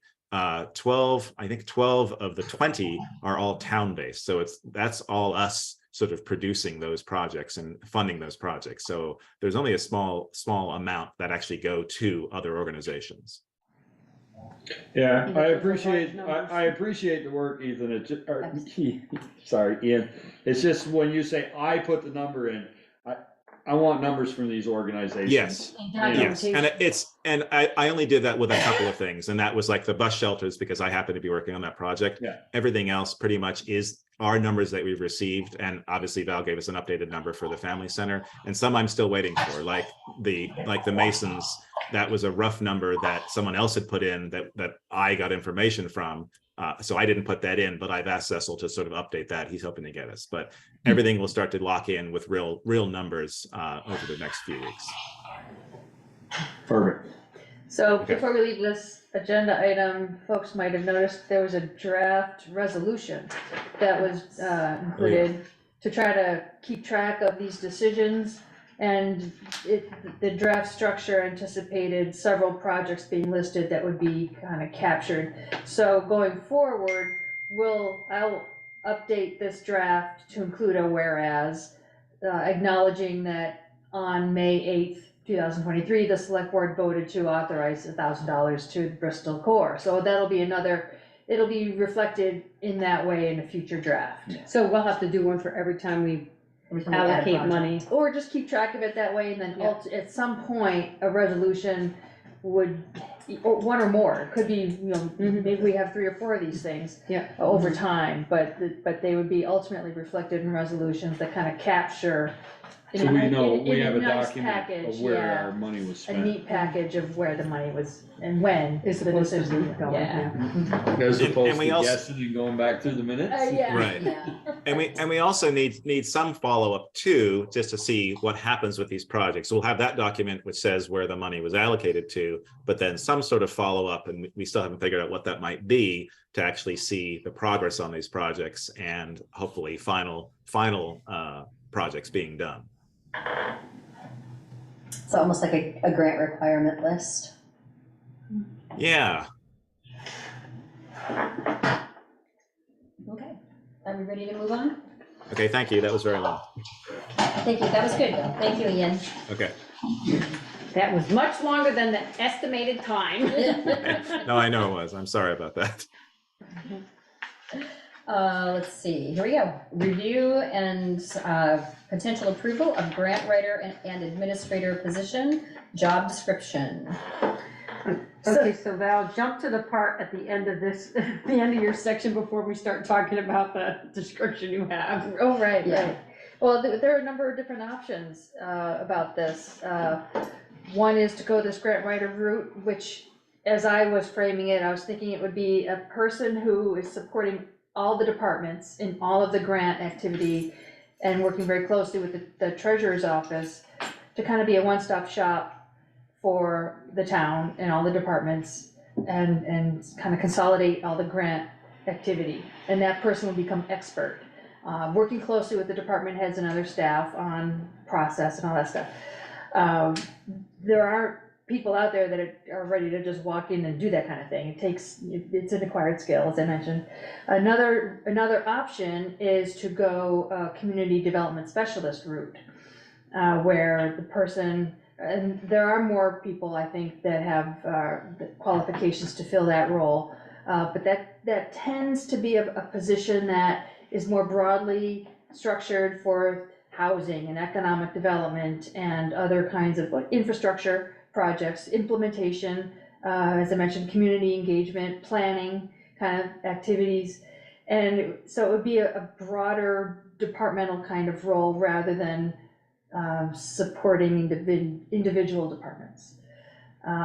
So it'd be a different focus. In other words, I'm just not to pick on the police departments, but I don't know that a community development specialist would have much bandwidth to work on police department grants, for example. Maybe they would, I don't know. That's not been my We experience. could use somebody that could write grants or knows how to write grants. Right. That's right. There are times that we fill it in as best as we can, Right, and we're not getting these grants. right, no, I And we don't totally have the appreciate time. that. Yeah. I'm not sure a community development specialist person would be that person. But if you're doing that type of person, then how can they also, if they don't have that expertise on grant writing, then why would we hire them? Why would we want Well, that I mean, type of person? I'm talking about focus, Mhm. that a community development specialist person would have a broader, typically would have a broader charge than supporting, say, recreation department applications for trails or whatever. I guess I don't know if I'm being clear. well, I guess I was thinking more of a person, I'll go back to what Bruce was saying about, like when Brett 3 years ago applied for those $125,000 Right. worth of air packs, and then he got a fellow at work. And then the second time he wrote it again, we got it, because they got the right, I'm Verbiage. thinking the The right verbiage, verbiage. the right lingo. For those Exactly. federal people look at and going, boy, Exactly, this is an impressive grant, right, true. yeah. That's what I'm looking. And grant And you look at writers a would police do thing for that. radios or something. Most They grant need writers that, they are can put that sucked up lingo. by the educational, They knew that language Higher to put in that educational grant. people. And not, that's where I'm, So maybe leaning I appreciate Porter's preference for the community development approach. And maybe we should go for the grant writer first and see what we get. would you think you could find somebody who's got the community development and grant writing experience, or you're gonna find one or the other? Yeah, I mean, Yeah, could I don't the think job you're be gonna split find one into that has two- both. Yeah, could the job be split into two pieces, and would that be one person, or is it? Yeah, but if you're giving them full-time, that's just 30 hours, it's benefits for two people, so. right. Right. Well, Also, also, we don't have if we're that. really No, I get that. asking a grant writer person to also participate in administering them and being responsible for administering them, and given the volume of grants we currently have and the fact that we are hoping to get more through this increased capacity, that could take up the full bandwidth See, of that that's, person. I guess what I was Yeah. thinking of is a grant writer full-time, Yeah. applying for the grant, managing the grants, keeping a spreadsheet, Yeah. keeping track, doing all the paperwork that has to go through with them, Mhm. in order for you to be in compliance with those grants. And to I would free up think some that'd time from be- department heads. Well, and it would take Yeah. time away from Anthony from doing it, Right. Yeah, and hopefully he could focus on other stuff. right. I mean, to me, and I have no idea, is that a full-time position? I would guess so, I mean, given I would given the think. amount of time that you sometimes spend on grants, that, Mhm. and if it was off your Some plate. up because I just don't have the bandwidth to do it. Right. I think the need right now is for a grant writer. I think the idea of a community Development. developer, Mhm. development is wonderful, and that's something we can keep on our radar, and maybe when it comes to budgeting time, we start to think about that. Or is that someone And that maybe would, that person evolves into a community development specialist. yeah, I like the idea of having somebody on board that invests the time to get to know what each department needs, gets to know how to build those strong applications to meet the department's Yeah. needs. It'll probably take time to get to those points, and I'm not optimistic that there are loads of candidates out there to For grant do it, writers. so. I just happen to know that when somebody who used to work at our office went to the state of Vermont to become a grant writer. Oh, well, they don't It's like- publish their job descriptions. No, no, I didn't find a single one. yeah. So So they're I- probably out there, they probably don't advertise.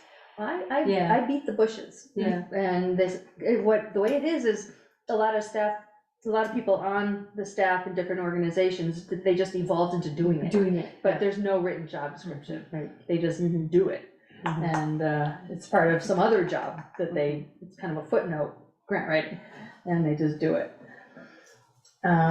interesting. So I I did, wonder, hey, Brett, I wonder if you can know the friend that helped you with your application, if they would know somebody. I mean, cause Well- usually if they're in that, they know other people. They know the They know the clientele field, that can do yeah. this. Yeah. possibly. And I'm wondering if we're in the right ballpark, money-wise, I don't really because it know. was $20 an hour. Yeah, well, we need to I don't keep think in you're mind close. the context of all the other positions and, Understood. yeah. Well, we budgeted 65,000. That was what we had we were Right. playing around with in budget season. It's not budgeted for. We were looking at ARPA money since we knew this was Right. in there. So that's what we put in for that amount. Looking at your document, Val, I think it looks good. I think it is a full-time position, especially if we want someone managing that. So I think definitely full-time, and I think the 20 an hour is too low. But obviously, Yeah. I could do the math and work out what 65,000 is for a full-time position. Well, But full-time would be 30 hours or 40, 30 depending on plus, 30 plus. But we also have the benefits to factor Right. into that 65 or Yeah. whatever. Add to it. Yeah. Whatever Yeah, cause you number can, we come yeah, up with. you can get $18 an hour flipping burgers at McDonald's now, so, Mhm. you I know. know. You do? I didn't Yeah. know you were getting out of the pit and going to. I mean, well, that's what we're, you know, how do Yeah. you take somebody with a specialized skill and tell them they're worth $2 an hour more than, They'd laugh at you. you know? They should I just- laugh at You're us. probably gonna be somewhere in the range of 25 to 30, Yeah. is my That's what I guess. was thinking. Okay. So we should establish a range and then have it be based on qualifications and experience. Yes.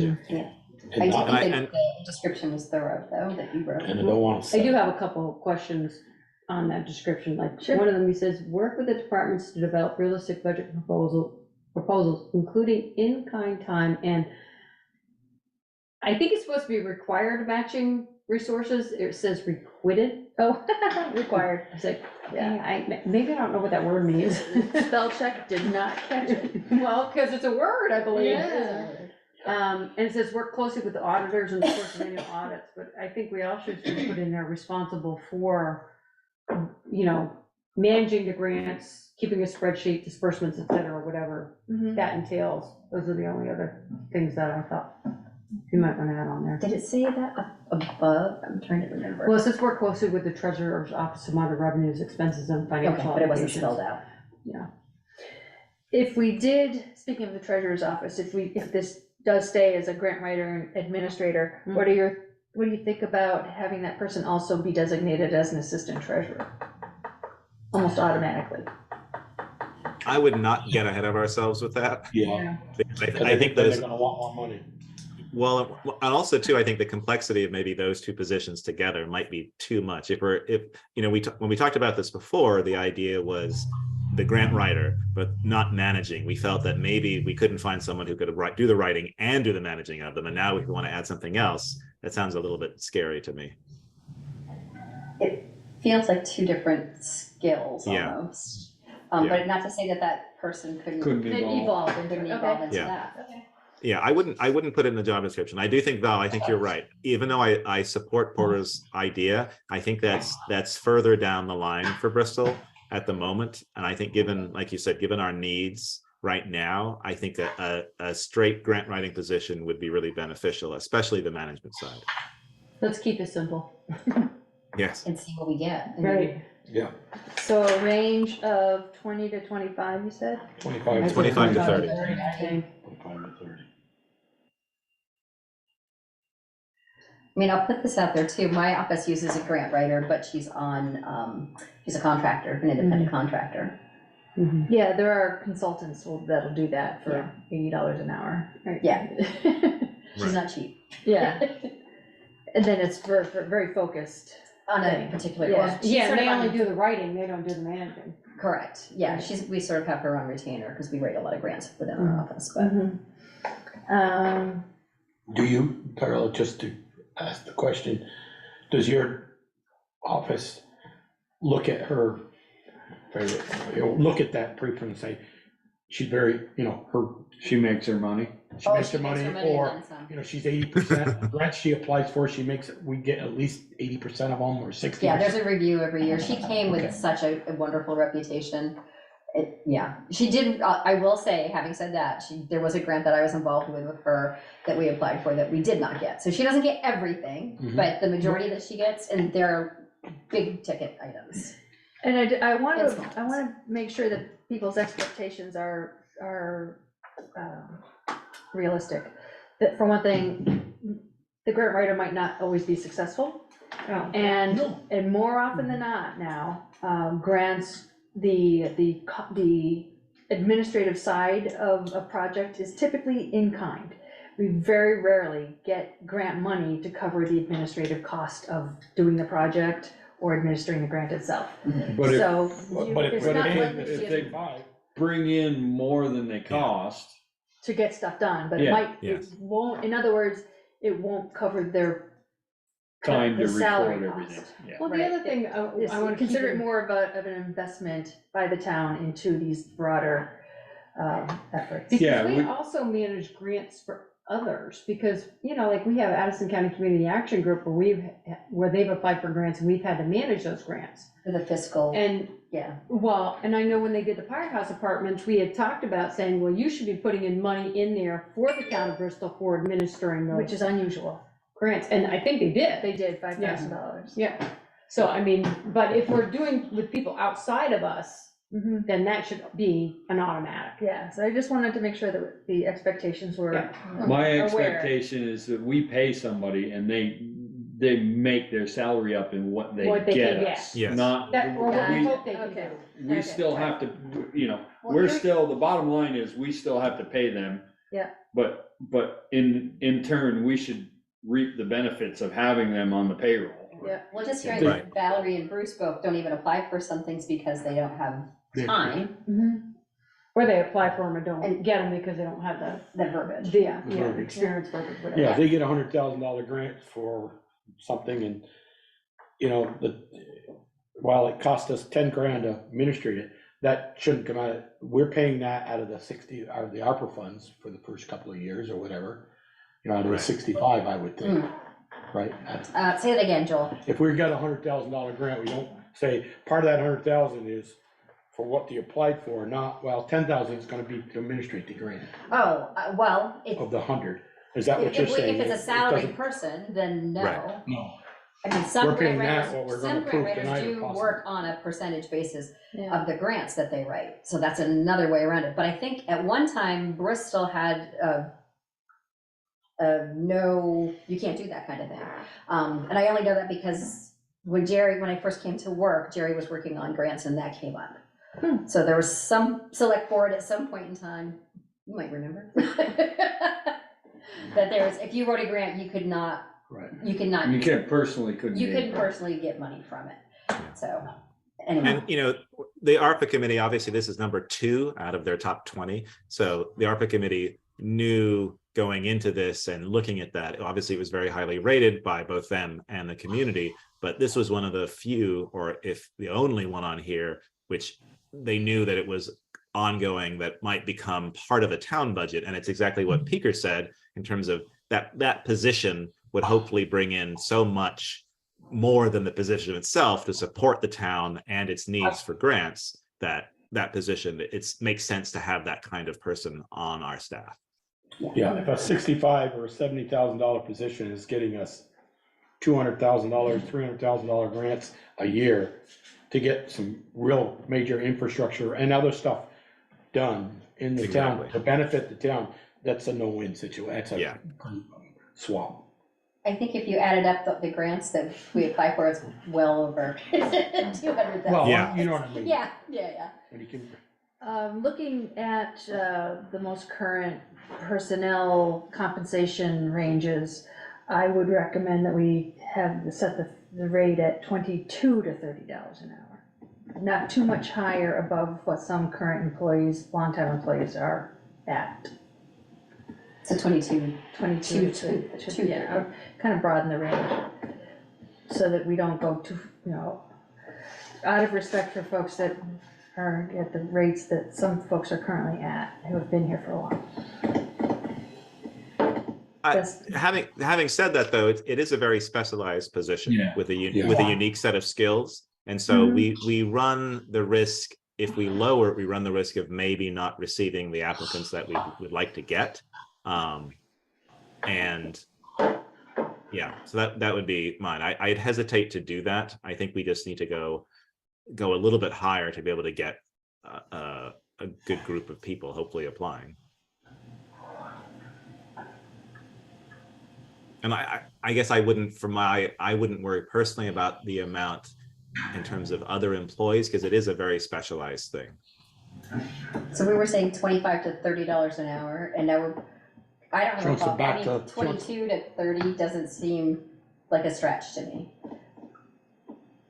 Because if they're gonna be qualified to do it and they're on that higher end, then they know that they're gonna get that higher salary. Or they're not. Oh, that's true. Yeah. Yeah, no, you're right, Darla. Yeah. You know, Yeah, I was just gonna say, I don't think I have a problem with doing that, 22 to 30. yeah, Okay. I mean, $3 difference is what we're talking about.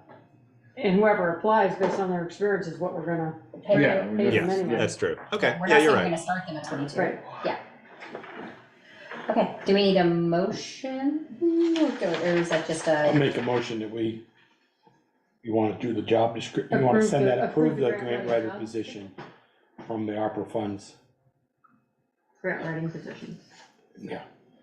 And get the job description, out to press or Yeah. whatever. Second. So I hear two things, approving creation of this position this year using the ARPA funding, so there's another thing for the resolution. And approving, or authorizing the job description. Yeah. As To described. advertise for the job Yeah. description. And I'll second Advertise the both of job those. description as printed or proposed, I guess. Advertise for We're not the grant writing position. advertised for the grant writing Writing position based on the job Funds. description. Based on the job funds to become first year out of the ARPA funds. Yeah, and are we 100% set on that 65,000, or are we gonna let that until we have a range? Yeah. Until we interview and have a range? Yeah, I think we. Yeah. Yeah, because we've got time to be able to make that Adjustments. choice. Yeah. So amount to be finalized, amount to be determined. Okay, okay, so we've got a motion. $30. And I Is there a seconded it. second? Yeah, I seconded it. Okay, thank you.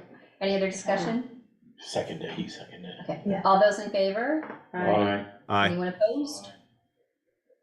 alrighty, There we go. That's at $30 an hour. yay, Thank you for writing that. next. That's $30. Next, That's no benefits. Right.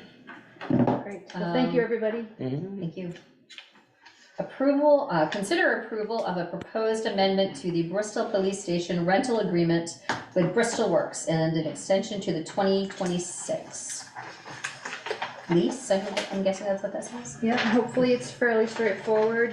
The current lease is it's currently 13 years or 10 years. 10 years. And this amendment proposes to extend it for an additional 3, for a total of 13. And every year, there's an annual adjustment based upon a number of factors. And the figure that's proposed in this proposed lease amendment is consistent with the current calculation. And if I'll we make a don't motion that we extend it, Bruce will approve. be out on his butt. To be working on this truck. We'll be looking for a new place. He'll be moving in with somebody. Garage, I can clean the upstairs out for the summer months, I have that in the winter months, so you got to work on Did you the. make a motion, Ian? I did. Okay, I'll second it. All right, any other discussion? All those in favor? Aye. Anyone opposed? All right, there we go. We did those two in 20 minutes, we started at Okay. 20 off, I looked. Discuss potential tax sale of 547 Rockydale Road property formerly owned by Raleigh Benedict, now deceased. Yes. 102. Sharon, you wanna take the reins on this one first and then I can jump in? Okay, Raleigh is been gone since 2017. As far as we can tell, there's no estate that's been open. He owes almost 10 grand, I think it is, for back taxes. I've put together a list of people. There is one sibling left. He's right around 100 or pretty close to it. He lives in Arizona. There are some relatives here in town. I did talk to the wife of Randy Benedict, who is one of the sons of the sibling, the brother that's still alive, and they don't want to have anything to do with it. There are a bunch of grandchildren, and from what I understand, if there's a sibling left, then they are first, and then maybe it goes down to grandchildren because there are no children left alive, just grandchildren and a couple great-grandchildren, but they're really young. So, No, so it's not sure where actually, you want to Sharon, go it's- with this. Yeah, it's actually, we looked at the statute today, it's actually the children. The parent, the spouse, the children, and if there's no children, it's the grandchildren. So what will have to happen in this case if we do a tax sale is we have to get notice to those children, the grandchildren. So my Well, we understanding think is. Julie Benedict is one of the grandchildren. That's who was on the death certificate. There might be a couple others, but I didn't find any of the children of the deceased sons. One of the sons died when he was 31, one died at 52, and the daughter died when she was 12. So would have to do, I found a bunch on the other people, but not on grandchildren for Raleigh. Sharon, it says he had 3 children, Dixie. Who died Roland when she was and 12. David. Dixie, Right, they're all Roland, deceased. David, that's it. It says there are 3 children, Dixie, Roland, David, and sister Ethel. So that's 4 children, not 3. No, His Ethel sister. is died. That's a sibling. Ethel is a sister. Okay, all right. So that Yeah. confused me. So, okay, so Dixie, Roland, and David. So Yes, Dixie, and they're all she died deceased. at 12. Yeah. Roland died at 31 and David died at 52. So when I Yes, was and looking Roland at- was married to a Susan Phillips who still lives in town. Okay.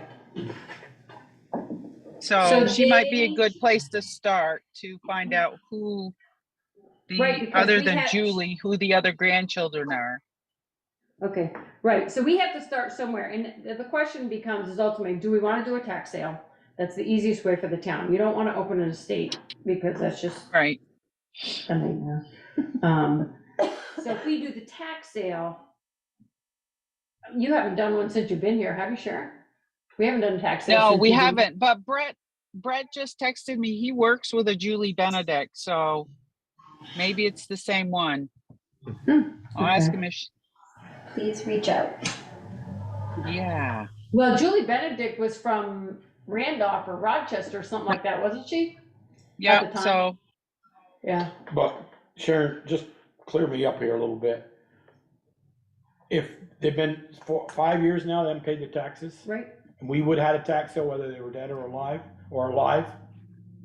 I think we need to answer the question, do we have a tax sale, yay or nay? Yeah, you don't have a choice. Right, I If think- there's nobody's paying Right. taxes on it, Right. and none of the kids want anything to do with it. And do they have a water bill? Because they're on town no, water. water's been shut off. Okay, It's been shut off for a while. I think probably almost immediately after he passed away. because you still have a year to redeem the family Right. days. We do a tax sale, I'll make a motion, we do a tax sale for non-payment over 5 years of non-payment of taxes. And then let the family, if they want to, grandchildren or whatever, come forward. Well. We have to process- notify them with notification Right, from the town. Process will have to be, and we may have to have Kevin Brennan do this or whoever did our last tax sale, because there's a specific process that you have to go through to get that tax sale done. Right. And there's gonna have to be notice done. If we can't find the grandchildren, you need to do a publication somewhere, so, it's all timing. And then the tax sale, eventually you gotta do all the paperwork, we have to do a record owner search and notify any like mortgages, tax liens, all that stuff has to be But, given notice. but a tax sale still doesn't take effect for 365 Right. days. So we Once have it- that once it time finishes. after the tax sale to do a public records. Do a public, No, you gotta do that before. oh, you have to do all that before? Everything has to be Yep. before, The because tax. all that notice has to be given. They have to have notice of the tax sale. Okay, In the tax sales that I had experience with from years ago, the select board needed to authorize a staff member, it was typically me, to place a bid, or to be prepared to place a bid on the property in case there were no other bidders. Right. That way, even though the town will end up with the property, which it doesn't wanna do, it wouldn't have to repeat the whole process all Right. over again. Right. And the town would own the property and could dispose of it as however it might need to do that, sell it, whatever. But, so that's another step, is the town would be prepared to put a bid on it if it had to. Yeah, and I know right now Kevin Brennan is out of the country on vacation for 2 or 3 weeks, so we either wait till he comes back or I mean, somebody we can out. start the process if we can like get in touch with Julie or get in touch with Susan and, you know, see if we could find out the names and contact of all the grandchildren. At least we'd have that information to provide to Kevin, because his Right. bill and anything we expend is part of The tax sale. the tax sale Right. funds. Right. So, you know, whatever we can do to help him out with that, you know, would be helpful. Okay, I think Brett's gonna Want a ask motion? her and see what information he can get. So Joel had made a motion. I'll make a motion that we start the process to speak with our town attorney on getting the property up for a tax sale, getting all the paperwork correctly done and notified if you can't. Start the process of a tax sale. Yeah, thank you, Peter. There you go. Second. And do we need to add the section that Valerie was talking about, or does that happen down the road? Typically down the road. That can happen once we get the documents ready. And we have a second? Okay, any other discussion? Great, all those in favor? All right. All right, anyone opposed? Thank you very much. Moving on. Consider grant application authorization request to apply for a $4,000 capacity grant through the Municipal Energy Resilience Program. So moved. Second. Right, And what is this? It's up to $4,000 to, in this case, to hire somebody to prepare a grant application for some future or unknown or unidentified yet, as of yet, project energy resilient, improve the town's energy resilience in municipal buildings. Holly Hall, the library, and we are in line to receive free assessments. It'll take some time for those to get arranged, but those will likely identify some specific projects with cost estimates that we can then apply for to implement through this program. And this $4,000 would pay somebody to write those grant applications for the implementation. And what is energy resilience? Heat pumps, weatherization, insulation, the things, Okay. energy efficiency, as another way. Well, I mean, Yeah. And not necessarily energy efficiency, and perhaps a project might be to swap out a petroleum source of heat with a different source of heat, but that's not necessarily energy efficiency, it's just different. So, so it's resilient. more resilient, correct. All right, any other questions? All those in favor? I, Aye. Thank you. Great. Anyone opposed? Nope. All right, review and approval of the April 10 and April 24, 2023 meeting minutes. I make a motion to approve the 10, and I sent my comments on April 24th, which weren't many. second, All those in favor? are we voting on just Aye. April 10 then? No, I'm fine with doing April 24th. I only had, Okay. I think, one change. So all So the- you're making the motion for both Yeah, of them? both of them. Okay, and I'm second both. Okay, you're seconding both of them. All right. Super, I just wanna be All clear. those in favor? Aye. Aye. thank you. Nice. Authorize accounts payable warrant, any liquor or tobacco licenses. Accounts payable is 58,537.74. And I do have a special events permit for an event on June 5th for Bristol Market. I think that's the first day of the farmer's market. Correct. It's from Wild Heart Distillery. And I see they're gonna have a closed-in, And by 10 In space or section. something like that. Yeah, 6x8 foot display table and a 10x10 foot contained area.